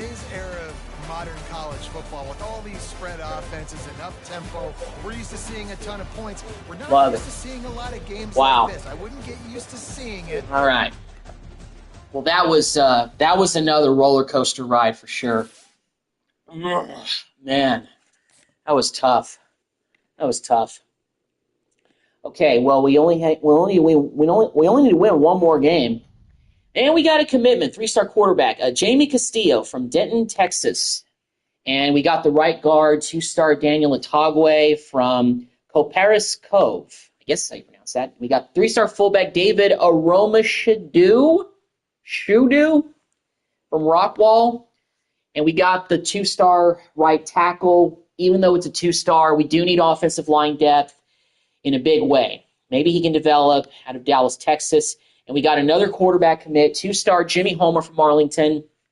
So big commitment week.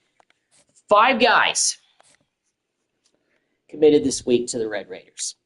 Okay, well, we've got UCF coming to town this week. We win this game, we're bowl eligible. Let's take a look at the rest of our schedule and see who else is left. Because I know we have them, but we also have Houston. Oh, yeah, Houston's 3-7. So we could get a chance here. So, but you know what? We're going to be playing both these games at home. So this is going to be big. So I'm going to go ahead and do the recruiting for this week.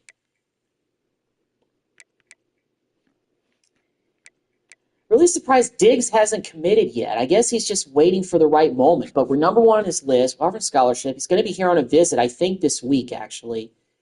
So hopefully that'll be the nail in the... So hopefully that'll be enough to secure his signature. Get him in here as our next commit. Let's see. Is anybody else ready for a visit? I want to see. All right, we only have one opportunity left for a visit because we only have one more home game after the UCF game. So let's go ahead and get, and Aguilera, he's ready. He's ready to visit, but we don't actually, we don't have enough. Do we not have enough? We already have too many recruits visiting for the Houston game.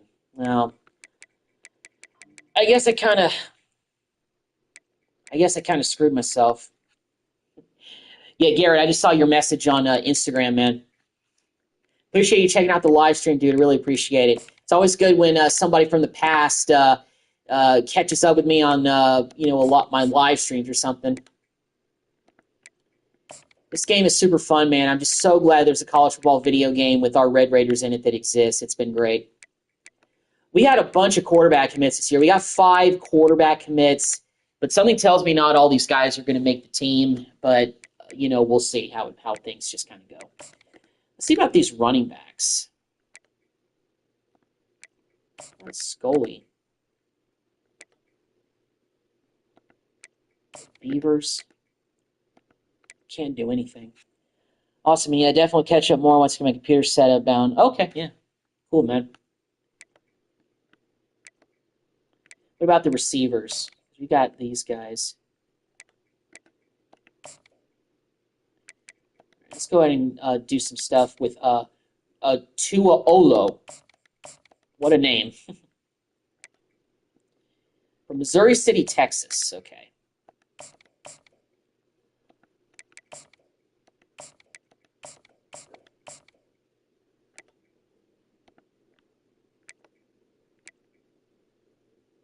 We're still 3rd place for Apple, but I really don't see us landing him. But I think Bowman, we got a chance to land. He's another 2-star right tackle, just like Betts. But then again, we can always kick him over to the left side if he's better up, if we need him over there. Whitehart is the 2-star guard that we're in the running for. Let's go ahead and get some stuff for Whitehart. Let's see about that center, Zolman. Okay. Okay, so you know what? Let's actually go ahead and get this board with some defensive end help. So let's go ahead and remove Apple from our board. Let's go to defensive ends, and let's see if there's anybody here who we just need to add to the board. Does anybody have us like first? Okay, this guy has us 3rd on his list. He's a defensive end. So...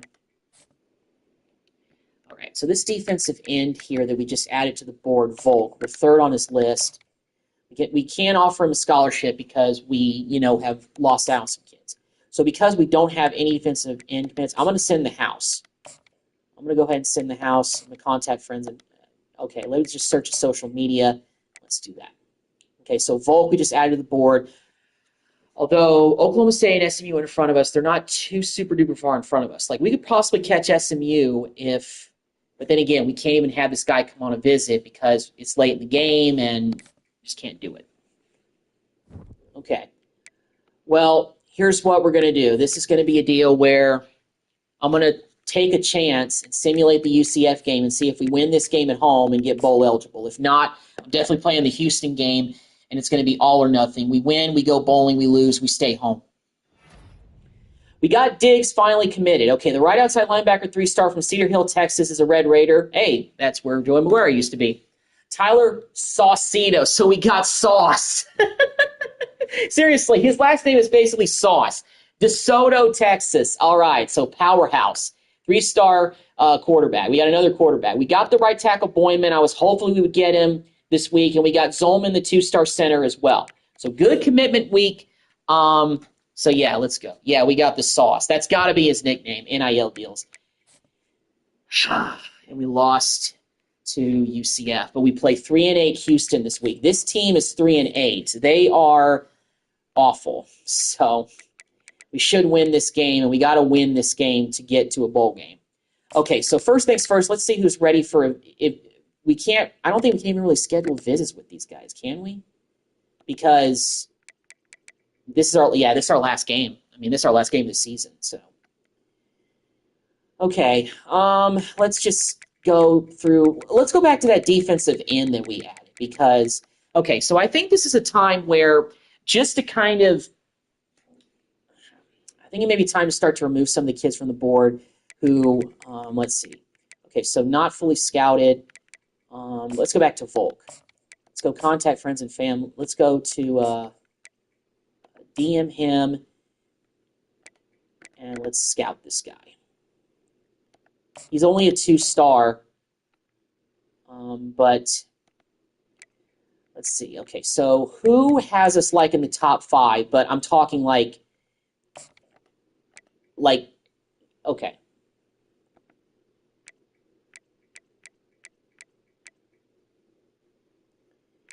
These guys all have us at the top of the list.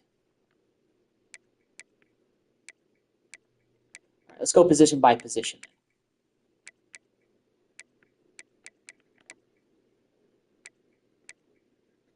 Okay, so I want to see if there's any players that have us like low on their list that we probably shouldn't be wasting our time with, because I feel like that even though it's late in the game, if we can add a defensive end or a defensive tackle to the recruiting board, or maybe even a middle linebacker, it may be time to move to that. Major, we're still number 1 on his list. We don't even have a strong safety either. We don't even have a punter either. Okay, well, probably just something that we shouldn't really worry about too much, I guess. Let's go ahead and just kind of go by all the positions and see. Let's start at the bottom. Let's go Major and see if we can do anything with him. Can't send the house because we don't have enough points for that. About Dove. Do anything with him? No, because we fully scouted him. I mean, these guys are pretty much, in my opinion, a lock. I mean, these guys always have us at the top of the list right now. I know it's a bunch of 2-stars, but I think we got a shot of landing all of these cats, you know. So we'll be fine. Aguilera.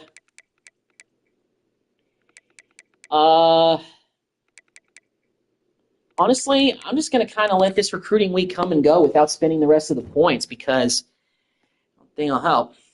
Okay, well, this is our last game of the season. It's also our last game at home. We win this game, we're bowl eligible. We lose, we're staying home. Can we do anything with any of the coaching upgrades? Because we really haven't had a chance to do any of this. We don't have any points to spend. That's the problem. So, not really too much to do. Okay. Well, let's go face off against Houston at home. Win this game. We're going bowling. We lose. We're staying home. And we're going to go with... Can we go with... Yeah.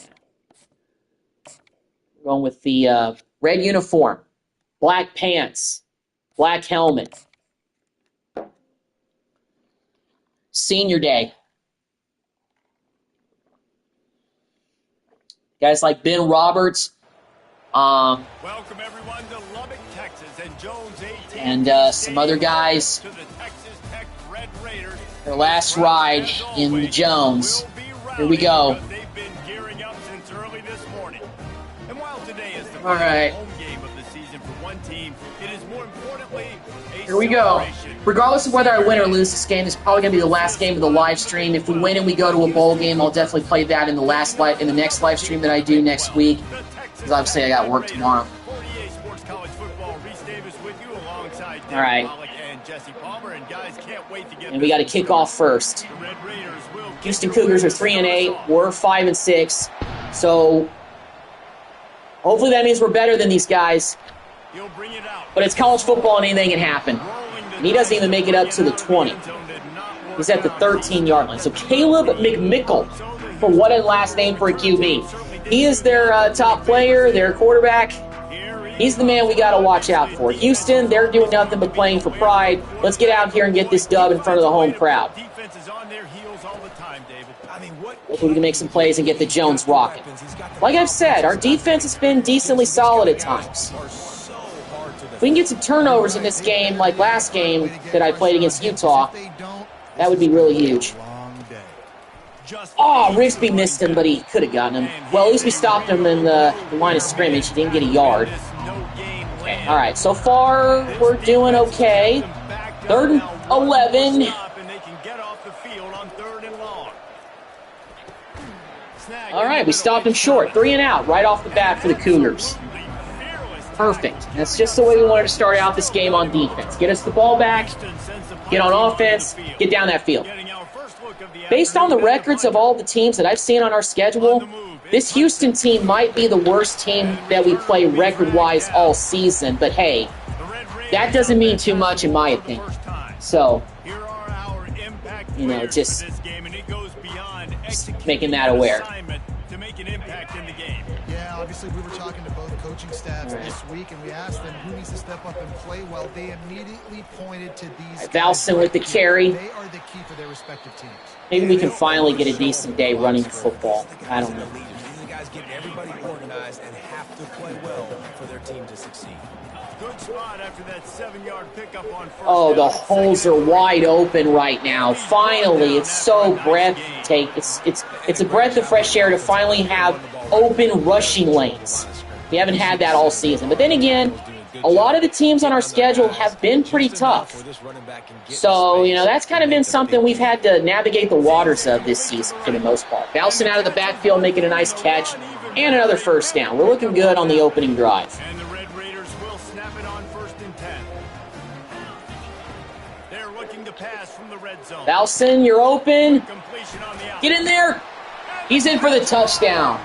Touchdown, Kelly Bouncing. Let's go. A running back making plays at receiver may just be the way to go. Extra point, up 7-0, right off the bat, in front of the home crowd on Senior Day. After scoring the touchdown.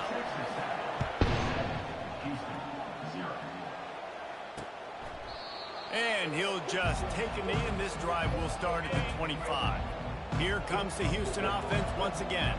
The last time we saw this offense, we had to look quick. It was a 3-and-out, Jesse. They just had no rhythm in that last drive. So someone's going to have to step up and make the play. He hauled it in. That was close, though. Find your guy. Find those plays that you know you can run inside out, forward, backwards. Get some first downs. Get some positive momentum. To the ground with the back. Oh, get him down. There we go. Roberts came in there with the first hit, and Dingle made the play. It has been Nice job. a season to forget, and honesty compels us to say changes are probably coming. I'm not sure, but I think Reese Davis just fired a coach. Is that what I heard? I'm pretty sure that's what just happened. Sack! Got around the edge with Cotton. Let's go. Beautiful. Oh, hit the gritty on him. Let's go, Cotton. Hey, I'm like Jimmy Johnson when it comes to, you know, coaches. You know, I want to see all that dancing. Enjoy it. It's college football. Have fun, guys. You know, but still, great sack by Cotton. Just what we need. We get another stop on defense. We got the ball again.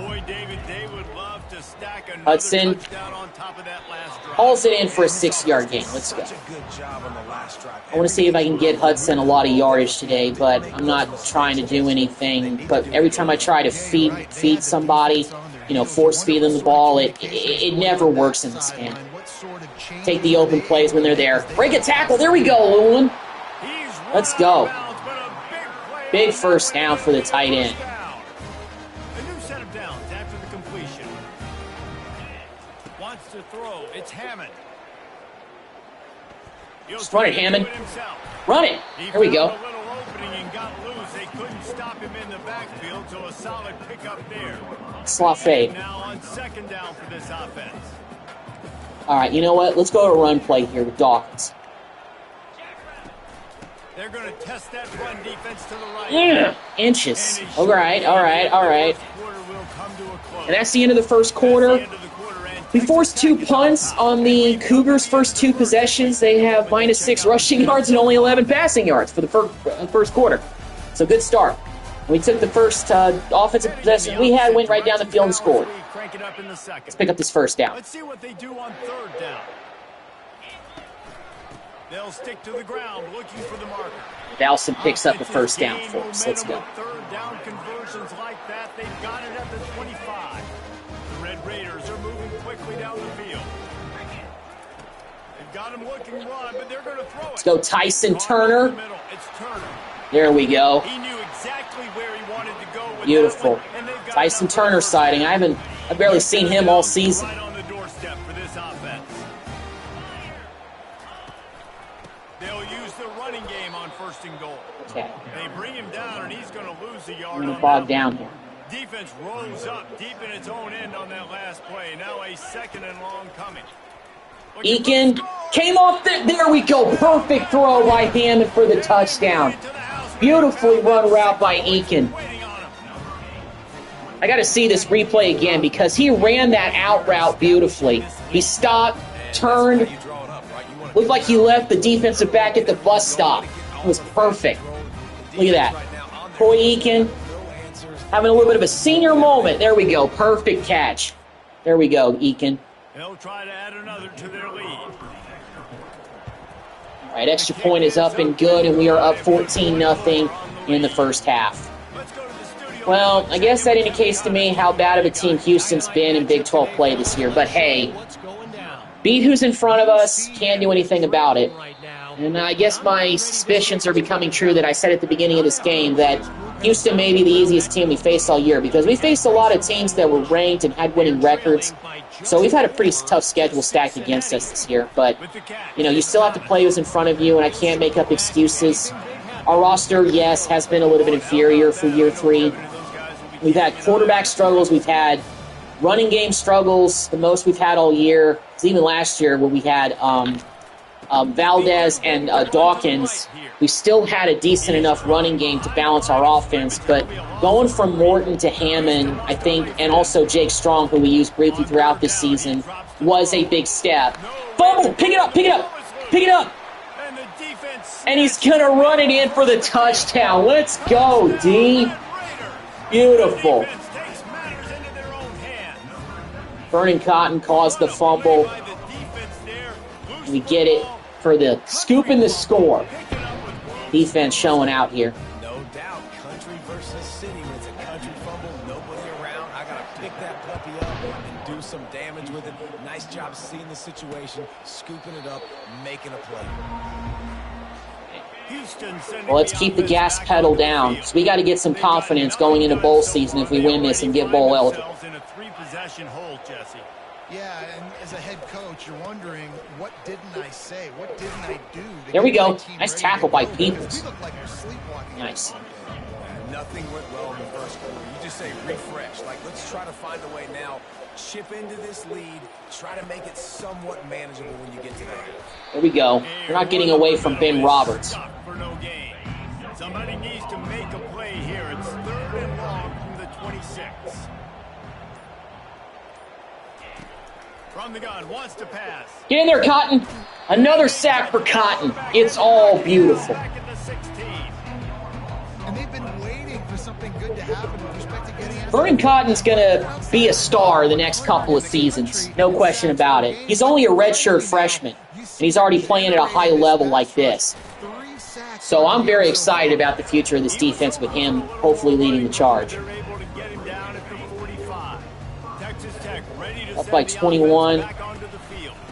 That's all fun. We'll give him a couple on that one's 2nd and 8 coming up. And sticking to the run. I'll tell you what, a lot of teams that are really good are really stubborn, and they continue to run the football even with little success. So this offense is going to continue to focus on RJ with the catch. You got 3rd down and 5 coming up. That's a good job by the drag route there, understanding its zone coverage. So instead of continuing to run across the field, he settles down into an open spot, making it easy for his quarterback. Oh, come on. Tip drilled. He wasn't even looking. First down here with time for maybe That was bad. That was bad. Well, not too bad. I mean, he got tipped. The guy was just standing under the pass waiting for it, you know. Or the ball, I should say. I don't know why I said that. Well, 2-minute warning. I gave Houston a chance to possibly get points before the half, and maybe the defense can shut the door on him so that turnover doesn't look so bad. Fast motion from the offense. On 2nd down, they'll take to the air. Caught behind the line. It's Why would you run a route that's going to take you out of bounds? No wonder you're 3 and 8. Just avoided the contact. Houston. 3rd and long coming up here. From the gun, wants to pass. Oh, good deflection. Who was that? I think it was Marcus Raymond Edwards or Ramon. I don't know who that was. Whoever it was, he made an athletic play to get that pass batted down. Force a punt. No damage done after the turnover. So that's good. Come on, let's see. Looking for a block. It's Hudson. Yeah, nothing much going there. All right, well, let's see if we can redeem Hammond on this next possession. Because I want him to be having some confidence going into the bowl game. Oh, that was a bad lob pass. I hit the wrong button, too. I actually meant to throw it to Square. The incompletion brings up a 2nd down. Beacon. There we go. Nice route. Still no huddle here. Let's pick up the pace. Pick up the tempo. Finally knock him down at the 41. And the Red Raiders want to pick up the tempo. Comes out throwing on 1st down. Go, Hudson, go. It's Hudson. Thought he could break away from those tackles, but he couldn't do it. Still, good possession right here. Assault continues. And it's picked off at the goal line. I just got greedy, and I wanted Hudson to get a TD. After a good return on the interception. I got to stop forcing it. For this quarterback here, 2 interceptions already in this game. He's got to do a much better job with his decision making. Quickly to the tight end. And they'll shove him out of bounds after the short gain. They'll line up for a 2nd down play.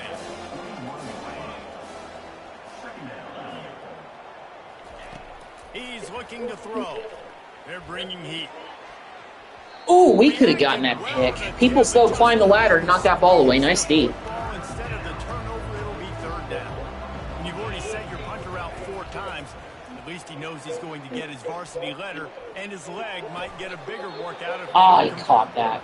He's run out of bounds, but not before. Turning in a big pickup and moving the sticks for a 1st down. He wants to throw. He's got an open man. The defense got caught. All right. Well, Houston's trying to get something for the half. They got a shot here. There's a timeout called as this offense tries to find a way to draw a little closer. Got it in the middle. All right. Well, at least Roberts the sure tackler. Timeout here late in the first half, and they'll try to get more. Probably not going to have a shutout today, based on how this drive's looking. Offense starting to show a little juice. They got a 1st and 10. Looking to move it through the air. Ooh. He had it, but he dropped it. Line getting set on 2nd down.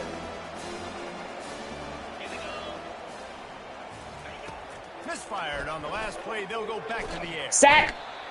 Nice. Beautiful. Well, back-to-back turnovers, but hopefully the defense can bail us out again. They'll immediately call timeout. All right. I don't know why Houston didn't call timeout immediately. They let some precious time tick off that clock. Coming up, but a long way to go on 3rd down. Looking to throw, and he needs a bunch. Get there, D-line. Come on. Ooh, incomplete. We're kicking a field goal. This is a long field goal attempt, though. Had the ball at the 32-yard line. And he got it, barely. But he got it. All right. Well, Houston did get points off the turnover, but it was only 3 as opposed to 7. So I'm okay with letting that slide. It's only 23 seconds left. I'll try to see if I can get a couple of big completions and try to get down this field, kick a field goal. We have all 3 of our timeouts left. And we can... No, we can't. We just did that. Oh.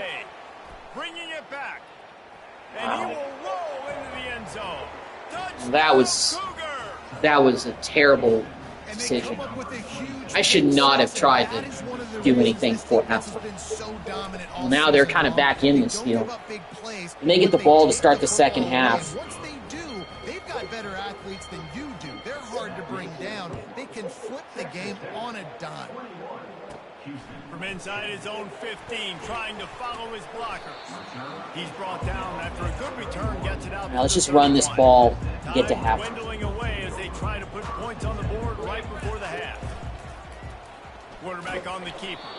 They bring him down, and he's going to lose. Well, that first half ended is way uglier than it began. So we're up 11 going to halftime. Fortunately, the offense played better. Unfortunately, I've thrown 3 consecutive interceptions with Will Hammond and allowed Houston to get back in this game. So that's what I just can't. I didn't want to see that happen. Oh, gosh. And getting big plays. But if you ask me, it's more about how good you are on third down and how efficient you are in keeping drives alive. Well, we got to play smarter football in the second half. Fortunately, we're up 11. We got a decent margin, but we got to keep playing. Let's send it back to the guys at Jones AT&T Stadium. Thanks for that. We get the ball to start the second half. I thought they actually did, so that's even better. All right, Will. From inside his own 10, let's see what he gets. Let's go, break that. Let's go. Oh, thought he had a chance to house that. But as it is, he gives his team a lot of momentum with a solid return. First play from scrimmage, and they'll keep it Go Braxton. Big running play to start the drive. Just what we needed. Let's go. Get it down to the 35. The offense lining up for a first down play. Back to throw, it's Hammond. Fires to the big fella. Just causing wreckage in the secondary. Rumble, bumble, stumble. Almost ran away from everybody on that one. A huge pickup on that play. Now we're starting to get some confidence back. From the 13. On Braxton, get those blocks. Get those blocks. Dive! Touchdown, Braxton Dawkins. Let's go. Touchdown, Red Raiders. Senior moment for him. And this offense, There we go. another touchdown. Didn't have to go far for this drive, but this offense is doing what they want. Beautiful. Now we're starting to get that distance back up. Point sails through for a 28-10 lead.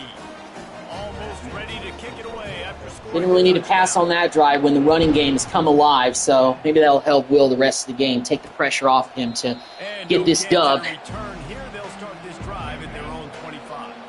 The Houston offense comes onto the field. It's always great to get points on a drive, but it would behoove them to try to get a touchdown this time around, Palmer. They may have to get Oh, come on, really? Oh, there were a few steps there. He was thinking touchdown, but they finally get him down. Jeez. They hit us with a big play right out of the gate on the first play of the drive. Setting that play up. We've seen earlier in the game a couple shorter throws. They're just trying to suck those safeties closer to the line of scrimmage, anticipating that they would get an opportunity to take a shot. They called the perfect play at the perfect time right there. And he's ruled down right there, but he'll have plenty to move the sticks. Going up top on first down. He's got it on the run. And they're in. Touchdown. So they matched us with another TD. Houston, hello. Each and every week, I think this coaching staff does such a good job of scheming ways to get this guy the football in the passing game. And defenses can't. Guess they're not just going to roll over and go away. This is now his 10th receiving touchdown on the season. Lining up to cover the kick after that touchdown drive. And there will be no return on this one as the ball bounds into the end zone. Texas Tech has it back, and the Red Raider offense on its way to the field. They'll throw it on first down. Got it in the Go first down. And he Going to Micah. the 36-yard line, and they'll move the chain. Here comes the offense on first down. He's going Micah, you're wide open. There we go. Quickly complete. Nice pitch and catch there, and they'll have enough for the first down. New set of downs after that completion. Wants to throw on first down. Takes the easy throw in the flat. They'll pick up Valson. 2nd and 6 coming. Again, this is a running back that can hurt you running it between the tackles, and he's dangerous out in space. They like to throw it to him out on the perimeter as he picks up a couple of yards there. Trying to make magic with his Well, feet. he got 1 yard. And he was fortunate not to lose yardage on that play, able to wedge it back to the line of scrimmage. Dropping back, it's Hammond. Unloads it downfield. And it falls incomplete, and the offense is lucky to have it. Defender right there almost had it in his grasp. And the Red Raiders will punt it away on 4th down. The punters have had the day off up to this point. First one of the game. Houston offense starting to come alive now, so we got to keep playing on defense. Tighten up a little. Forced the punt. Now a chance to really make this. Ooh, there we go, Cotton. Sure I tap. think if you're the offensive coordinator here, you're revisiting that last drive and asking yourself, okay, what did I call? What worked? What can I keep dialing up so we can keep scoring? Dang right, because you got the momentum. You're back. Interception. Ben Roberts. Let's go. Senior moment for him. Beautiful. QBs have to understand. When I'm throwing Just what we needed. I got to manipulate guys with my eyes. I might have to look one direction to create an opening to throw that ball or zip that ball. Oh, Valson. Touch. It's really we hard go. when all eyes are on me, and you can tell the quarterback was not ready and did not make a Well, despite the interception, I think this is one of the best games I've had with Will Hammond this season. Grabbed over the middle. It's Hudson. That throw and catch gets them down to the 6, and the defense is running out of answers. Going to work on 2nd down. Braxton. Red zone is still some ground to Braxton, cover. touchdown number 2. Let's go. Touchdown, Red Now we're starting to pull away from him again. Wow, this offense, they have a lot of faith in this running back. Knowing if they get down in this area of the field, he can get it done and he can answer the bell. 2 rushing touchdowns already for this offense. About to kick it off after punching it in for the touchdown. And it'll come out to the 25. No attempt at a return. All right. Here comes Third quarter's about over. once again. Defense. One of the most valuable things That's another stop. have, David, short-term memory. Just forget that last pick. You're dang right. Clear them. Oh, another interception by Ben Roberts. Let's go. 2 picks for Ben Roberts in his last game at the Jones. Let's go, Ben. And get it back to his offense. Okay, so here comes the offense returning to the field. Out of the shotgun, they go to the ground. Valson couldn't really find a hole there. 3 yards stopped at the 23. After the 3-yard pickup, they come to the line 2nd and 7. To the air, it's Hammond. Braxton with the catch out of the backfield, and that's the end of the third quarter. Got an 18-point lead going into the fourth quarter. Let's end this game, and let's get to a bowl game. No playing around. Let's finish the job. Got to finish. One more quarter to play, and it might be unlikely, but hey, it's college football. Comebacks happen. They love to start this quarter off with a touchdown right here. The snap sets up the throw. Feeling some heat. Ah, And the defense makes a play. thought I could sacking him run back around in that guy, but I couldn't. Defense rolls up deep in its own end on that last play. Now a 2nd and long coming. Oh, That's going to be incomplete. A lot of contact on the play, but no flags. It'll be 3rd down. If they can convert here, that type of play can really give you a shot of momentum. Pressure coming. Dumps it to the back. Can't make the Dropped connection it. on 3rd down. Well, let's kick a field goal. Hard-nosed pass defense, and now it's 4th down. So they'll send out the field goal unit. and it's good. Good. Now we're up by 21. Extend their lead even further. They keep pushing that lead out, and the kickoff team's getting some work.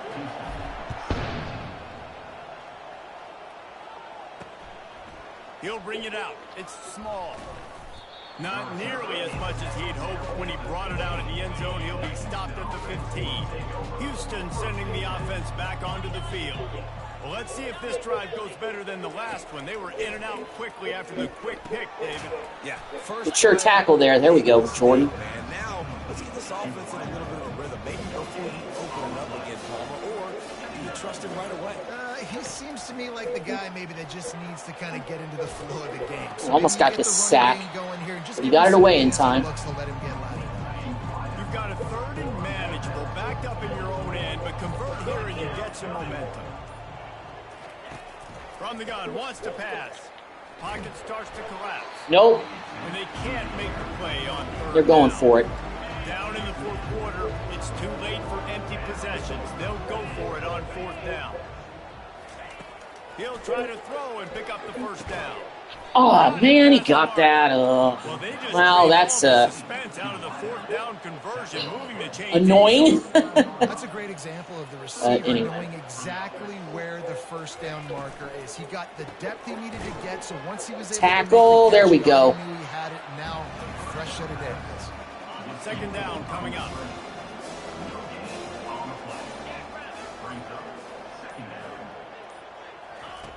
He's looking to throw.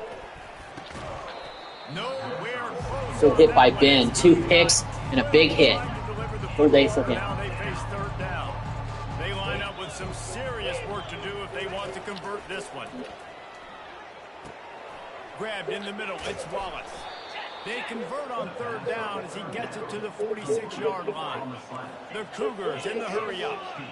Well, look, that wasn't a touchdown, but that was a massive play for this offense. They needed some momentum. They needed to find a rhythm, and what better way than converting on 3rd down. Awesome job by the quarterback getting through his progression. Looking to go up top on 1st down. Catch in the middle. It's Wallace. Put it right on him. Sweet play. Good pickup, and they'll move the chains with the 1st down. Houston coming to the line with a new set of downs. He'll just keep slinging it. Just a short pass to the tight end. Well, and here's the problem offensively. Because you're trailing by so much so late in the game, the defense now is going to be playing big zone coverages, and they're going to allow you to throw the ball underneath in the middle of the field, rally to make a tackle, and bleed the clock. It's going to be hard now for this offense to claw their way back in this one. Okay, well, 1st and goal. Stopped at the 5-yard line, but it will be 1st and goal from there.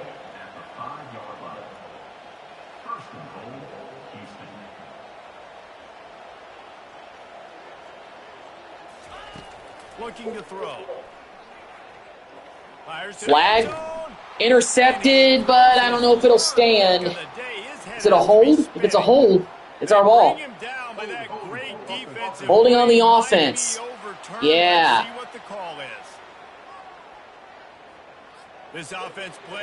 We get the interception with Horn in the end zone. Shut the door on it. I think we have 3 picks today. They'll keep it on the ground to keep this. We go Braxton.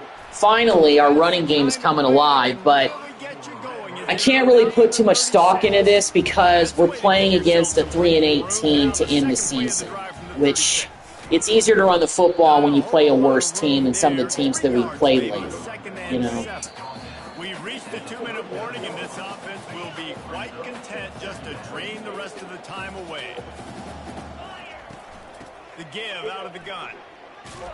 Braxton. They can rely on this guy to pick up solid yardage when they need it. Just run this ball, get this game over with, go to a bowl game. On 3rd and short from the 43, I wonder if they already know they'll go for it if they don't make it here. That'll get the job 1st down by Vels. 44 yards on the ground for him, 1 TD. After picking up this first down Braxton has 2. let's see what they do. And a nice solid pickup there. It's Brad's stat line. He's got 68 yards, so this is probably the best running day for him. So, get some momentum going into that bowl game. It's been that kind of day for this defense. They haven't played well. They're going to have to go to the well. They're going to have to figure some things out. Practice this week, I can promise you, will not be a lot of fun with these coaches. Ready to fire from We'll take our time. Well, I did send quite a big chunk of the season, but needless to say, this season has been a very tough one. Our offense has been inconsistent, to be polite. We've struggled with our quarterback play. I've thrown a bunch of interceptions. Even in this game, that was no exception. I still threw 3 very terrible interceptions with Hammond. But fortunately, today against Houston, despite the struggles that we've had all season, we were able to take care of business. We're up 38-17. Hopefully that score will stick, and we'll be able to finish the year at 6-6, and we'll be bowl eligible once again. So at the very least, definitely a far drop-off from last year when we got to the Big 12 championship game, and we had a chance to make the playoffs. This year, we're going to be going to a very low-tier bowl game, but it's better than us sitting at home and not playing in any game after today. So it is what it is, but you know what? Still a bowl season, still a season where I don't think the seat will get hotter for McGuire. So I'm not really too concerned about all of that. What I'm hoping is that the recruiting class that we've brought in, some of these guys are going to develop a lot quicker than some of the guys that we've had start this year and that we've had to play, because we're losing some talent from this team as well. We're losing guys on defense like Ben Roberts and I think Dylan Spencer as well. Some of our corners like Peoples and Horn, those guys are going to be tough to replace. This is going to be this was a tough season, but trials, tribulations. We had a pretty explosive offensive day today. 38 points, 38-17 is the final. We're 6-6 to end the year. We won in front of our home fans on Senior Day, so that's always nice. Ben Roberts, player of the game, 3 tackles, a sack. Surprised they didn't mention the 2 interceptions that he had, but he did have 2 interceptions.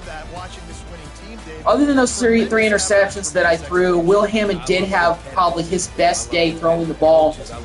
Braxton Dawkins had a good day running. Valston had a decent day running, but all in all, we had a pretty good day offensively finally, so hopefully shows that we can move the football and we'll get some confidence going into the bowl game wherever we go. Now it's time to figure out what bowl game we're going to and what's happening around the rest of the country. We'll see who goes to the championship games. We'll see what the landscape is for college football in year 3. We got Bridges, 3-star quarterback commit, so that's good. Dylan Harvin, another quarterback. We got a bunch of quarterbacks. Miguel Aguilera, the 2-star left outside linebacker. We did get him. Enrique Beavers, we got him. We finally got a wide receiver, Tuololo. Dove as well. We got Whiteheart, the 2-star right guard. So it looks like we've pretty much landed everybody outside of these 2 guys. So it looks like we've landed pretty much everybody on our recruiting board. And Vernon Cotton won Big 12 Defensive Player of the Week. Yeah, see, he's a freshman. And as a matter of fact, I kept saying he was a red shirt. He's not a red shirt. Yeah, he's a freshman, and he's already playing at this level. So I'm glad to have Cotton for the next 3 years. And he won National Defensive Player of the Week with 3 sacks. Wow, this guy has been on a tear. Just like Dylan Spencer last year, this has been the year of Cotton. So that's pretty big. So I guess we don't know what our bowl game is yet. I guess we'll know after it's Army-Navy week. That's why. Okay, then. Well, I'll end this live stream when I figure out what bowl game we're going to. Meanwhile, let's take a look at our recruiting board. So Dunn is one of the only players that we can even do anything with, and we can't even really send the house. So everybody else we really have on our board. Oh, what about that defensive end? Yeah, that Volk, the defensive end. Let's go ahead and contact friends and family. Oh, we can't even do that. So as far as Volk, we are number 1 on his list. Okay, so good. So we'll be able to get a defensive end. So that's good. And Major, hopefully he'll be the next one to commit. Coronado, very appropriate last name, even though he's from Sugar Land. But hey, Coronado is one of the schools in Lubbock. Scioli, he's probably going to commit. And then hopefully we get Dunn, another running back. But yeah, look at all these quarterbacks that we have.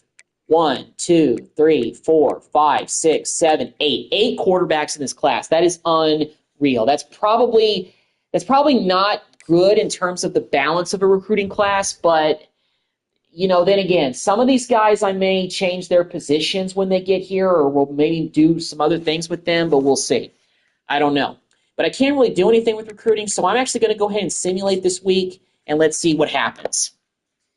Army-Navy is this week. I think Conference Championship week is going to be this next week. So we got Coronado to commit. Major finally committed. And that's it for recruiting this week. Okay, so nothing really eventful. My contract has been extended, so that's awesome. Joey McGuire's contract has been extended, and we are going to be here for a little bit while longer. Oh, we have to sign it. I forgot. Signed contract. Hired. The contract begins following the national championship game. So did we not get to a bowl game? Even though we finished 6-6? Bowl projections. Oh, okay, so they haven't listed the bowl games yet. But right now we're projected to go to the Pop-Tarts Bowl. Okay, against Boston College. Okay, that'll be fun. we can destroy the mascot and eat him at the end of the game. That sounds so wrong, but you saw what Kansas State did last year. All right, so we signed the contract and everything, so we've got that extended. Okay, so let's take a look at the landscape of the rest of college football. I want to take a look at the Heisman Watch. Okay, so the Heisman Trophy. Vernon Cotton is in the Heisman race. Oh my gosh, I did not expect that. Wow. We could have a Heisman Trophy winner at Texas Tech, but not an offensive player, a defensive player. And also his stock went up because of his regular season finale he had against Houston. And Avery Johnson's still in here, so's Desmond Williams, Christopher Vizina. Don't know who that is. The quarterback from Clemson. And Jackson Arnold from Oklahoma, quarterback. He's in the Heisman race as well. So those are the looks like the finalists as far as candidates for the Heisman Trophy. But wow, Vernon Cotton is up for the trophy. I can't believe this. A defensive player, a defensive end with a chance to win the Heisman. I want to take a look at his stat line, and I want to see what his season stats are really looking like on defense. I want to see Vernon Cotton. So Vernon Cotton, 31 tackles. He's got 54 tackles, so he's third on the team in tackles. 30 tackles for loss.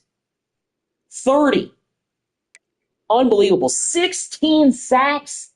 16 sacks. Oh my goodness. 16 sacks. I feel like he's caused fumbles. He's forced 2 fumbles. He's recovered 2 fumbles. And he had a defense. No, he didn't have a defensive touchdown. Jalen Peoples had a defensive touchdown.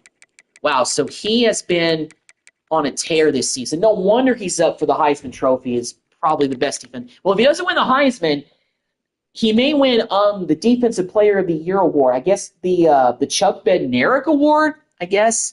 Although I don't think those awards are in this game. The only award that's actually in the game is the Heisman Trophy that's actually named. At the end of the season, they just name people by position, the best running back, quarterback, whatever. They don't have any of the trophies that are actually named. But basically the best Defensive Player of the Year award. Who knows? Vernon Cotton may be up for that award as well. He's only a freshman. So that's crazy. Freshman defensive player can win the Heisman Trophy from Texas Tech. I can't believe that. All right. So we don't have to do anything with managed staff because I don't think anybody has plucked any of our coaching staff. We did lose, I think, our offensive coordinator to somewhere this past off season, so that might have impacted our offense a little bit this season, but I'm not sure. Okay, so let's advance the next week. Actually, you know what? Let's see about the conference standings because I want to see College Ball Talk 25. Let's see. Can I see the playoff projections or... Let's go conference standings. Okay, I want to see how the Big 12 is, looking in terms of who's going to be in the championship game. So it looks like this year's Big 12 championship is going to be between West Virginia and Cincinnati. Cincinnati went 10-2. We actually are 4th in the Big 12 at 6-6. Oh, but it's because we finished the year 5-4. Kansas State finished 7-2. So even though we're going to finish 6-6 overall, we finished 5-4 in conference play. So we had a winning record in conference. So that's not bad. Who was the worst team? It was Houston. Oklahoma State finished 4-8. BYU 5-7. Utah 5-7. Baylor 6-6. So, Baylor, Kansas, Arizona State, TCU, Iowa State, Colorado, Arizona, us, Kansas State. So there's a lot of bowl-eligible teams in the Big 12 this year. Hopefully they got room for us. I'm sure they do. Okay, so recruiting line, we're going to go to that. Let's go ahead and simulate. Maybe we'll get a commit this week. A random commit. We'll see. Alex Volk, the 2-star defensive end, committed. Just what I was hoping for. Okay. So, let's see. Can I look at the schedule? Let's see the score schedule. So, have they played the conference championship games yet? Conference championships. Okay, so they haven't played those yet. So, conference championships. We got Sam Houston going against Jackson State in the Conference USA Championship. MAC is going to be. Okay, so these have already been played. So, conference championship week recap: Jacksonville State, they beat Sam Houston State 31-21 in the Conference USA Championship game. Buffalo wins the MAC. West Virginia beat Cincinnati to win the Big 12 title. Wow. And South Alabama wins the Sun Belt, I think. I guess. Yeah, they beat Coastal Carolina. Auburn loses to Texas in the SEC Championship. So Texas finally gets their SEC Championship with Arch Manning at quarterback. I think it was his senior year, so he'll be gone after next year. USF beats Memphis. Hawaii beats Colorado State in the Mountain West. Oregon and USC played, and USC beat Oregon in the Big Ten Championship, which could be technically called the Pac-12 Championship game because it's two former Pac-12 teams playing for the championship.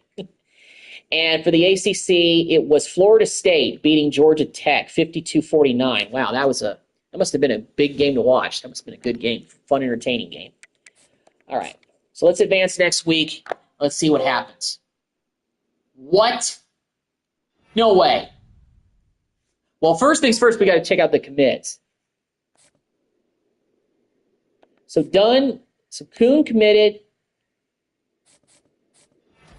Vernon Cotton won Player of the Year, so he wins the Heisman Trophy. Vernon Cotton, Heisman Trophy winner. Defensive end with 16 sacks wins the Heisman. So he won Player of the Year defensively, and he won the Heisman. Crazy. Can't believe this. So that would make him the first defensive player to win the Heisman since, Charles Woodson in 1997? Crazy. I don't think a defensive end, in my knowledge, has never won the Heisman. Vernon Cotton. Wow. More awards. Best defensive player. Best defensive end. The Lombardi Award winner. Wow.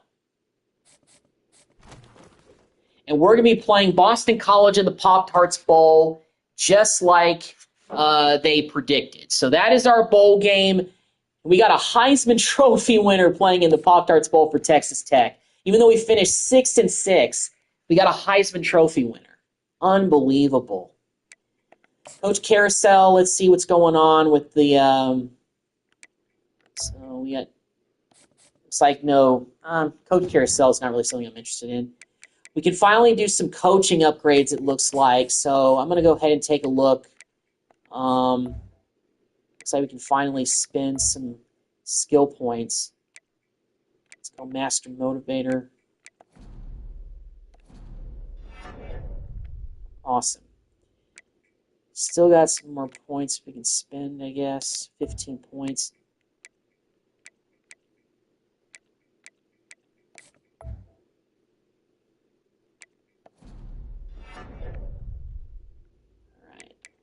Finally getting some upgrades from McGuire. Still got 5 points to spend. So as far as recruiting, that's getting better. Tactician.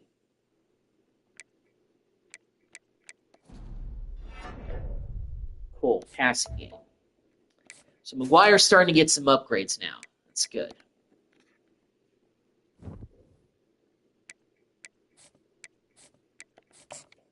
Top stories. Is anything about Cotton in here? No, I guess not. Early National Signing Day. Let's take a look. Well, this is everybody who's signing on the dotted line, and this is pretty much everybody that we've known about who's been committing to us. So this is our class. And we'll get to the portal season, of course, in the next live stream, but that'll be later. Staff moves. Did we lose any of our staff? Did any of our staff go elsewhere last year? No, looks like none of our staff went anywhere, so our staff is still intact. All right. Well, that's going to wrap it up for this live stream. Tough season, finished 6-6, but we're going to the Pop-Tarts Bowl. But we had a Heisman Trophy defensive end freshman on the Red Raiders. Unbelievable. Vernon Cotton, he'll get to play his last game of the season, but he's far from done. We got 3 more years of this kid. Unbelievable. So thank you for checking out the live stream, Garrett. Appreciate catching up with you, man. Thanks so much for checking out the live stream. Next week, Monday and Tuesday are my days off, so if you ever want to check out the live stream, man, those are the best days to catch me. And, hopefully I'll see you in the next stream and everything. But, yeah, Heisman Trophy winner. Yeah, Garrett, I can't believe it either. First ever Heisman. So, history. Okay, so let me check the boxes here. First of all, first Heisman Trophy winner in the history of Texas Tech's program. Okay, that's number 1. First defensive end to win the Heisman Trophy. That's history. And only the second pure defensive player, really the first pure, because Charles Woodson did play a little bit of offense. Okay, he did. But the first real pure defensive player to win the Heisman Trophy, in my eyes. Defensive end winning the Heisman Trophy is insane. But yeah, the best player in college football plays at Texas Tech in 2026. And we're going to the Pop-Tarts Bowl. Well, hopefully we can get a win against Boston College to end the year for a season that really has been tough for us. Boston College is 7-5. They finished 5-3 in their conference, so they're right around us in terms of record-wise. Hopefully we can go up to Florida, where the Pop-Tarts Bowl is, and the Citrus Bowl. We can get a win up there and devour that Pop-Tart mascot at the end of the season, at the end of the game. So we'll see if we can do it. So thank you for checking it out. I'll see you guys in the next video. Take care.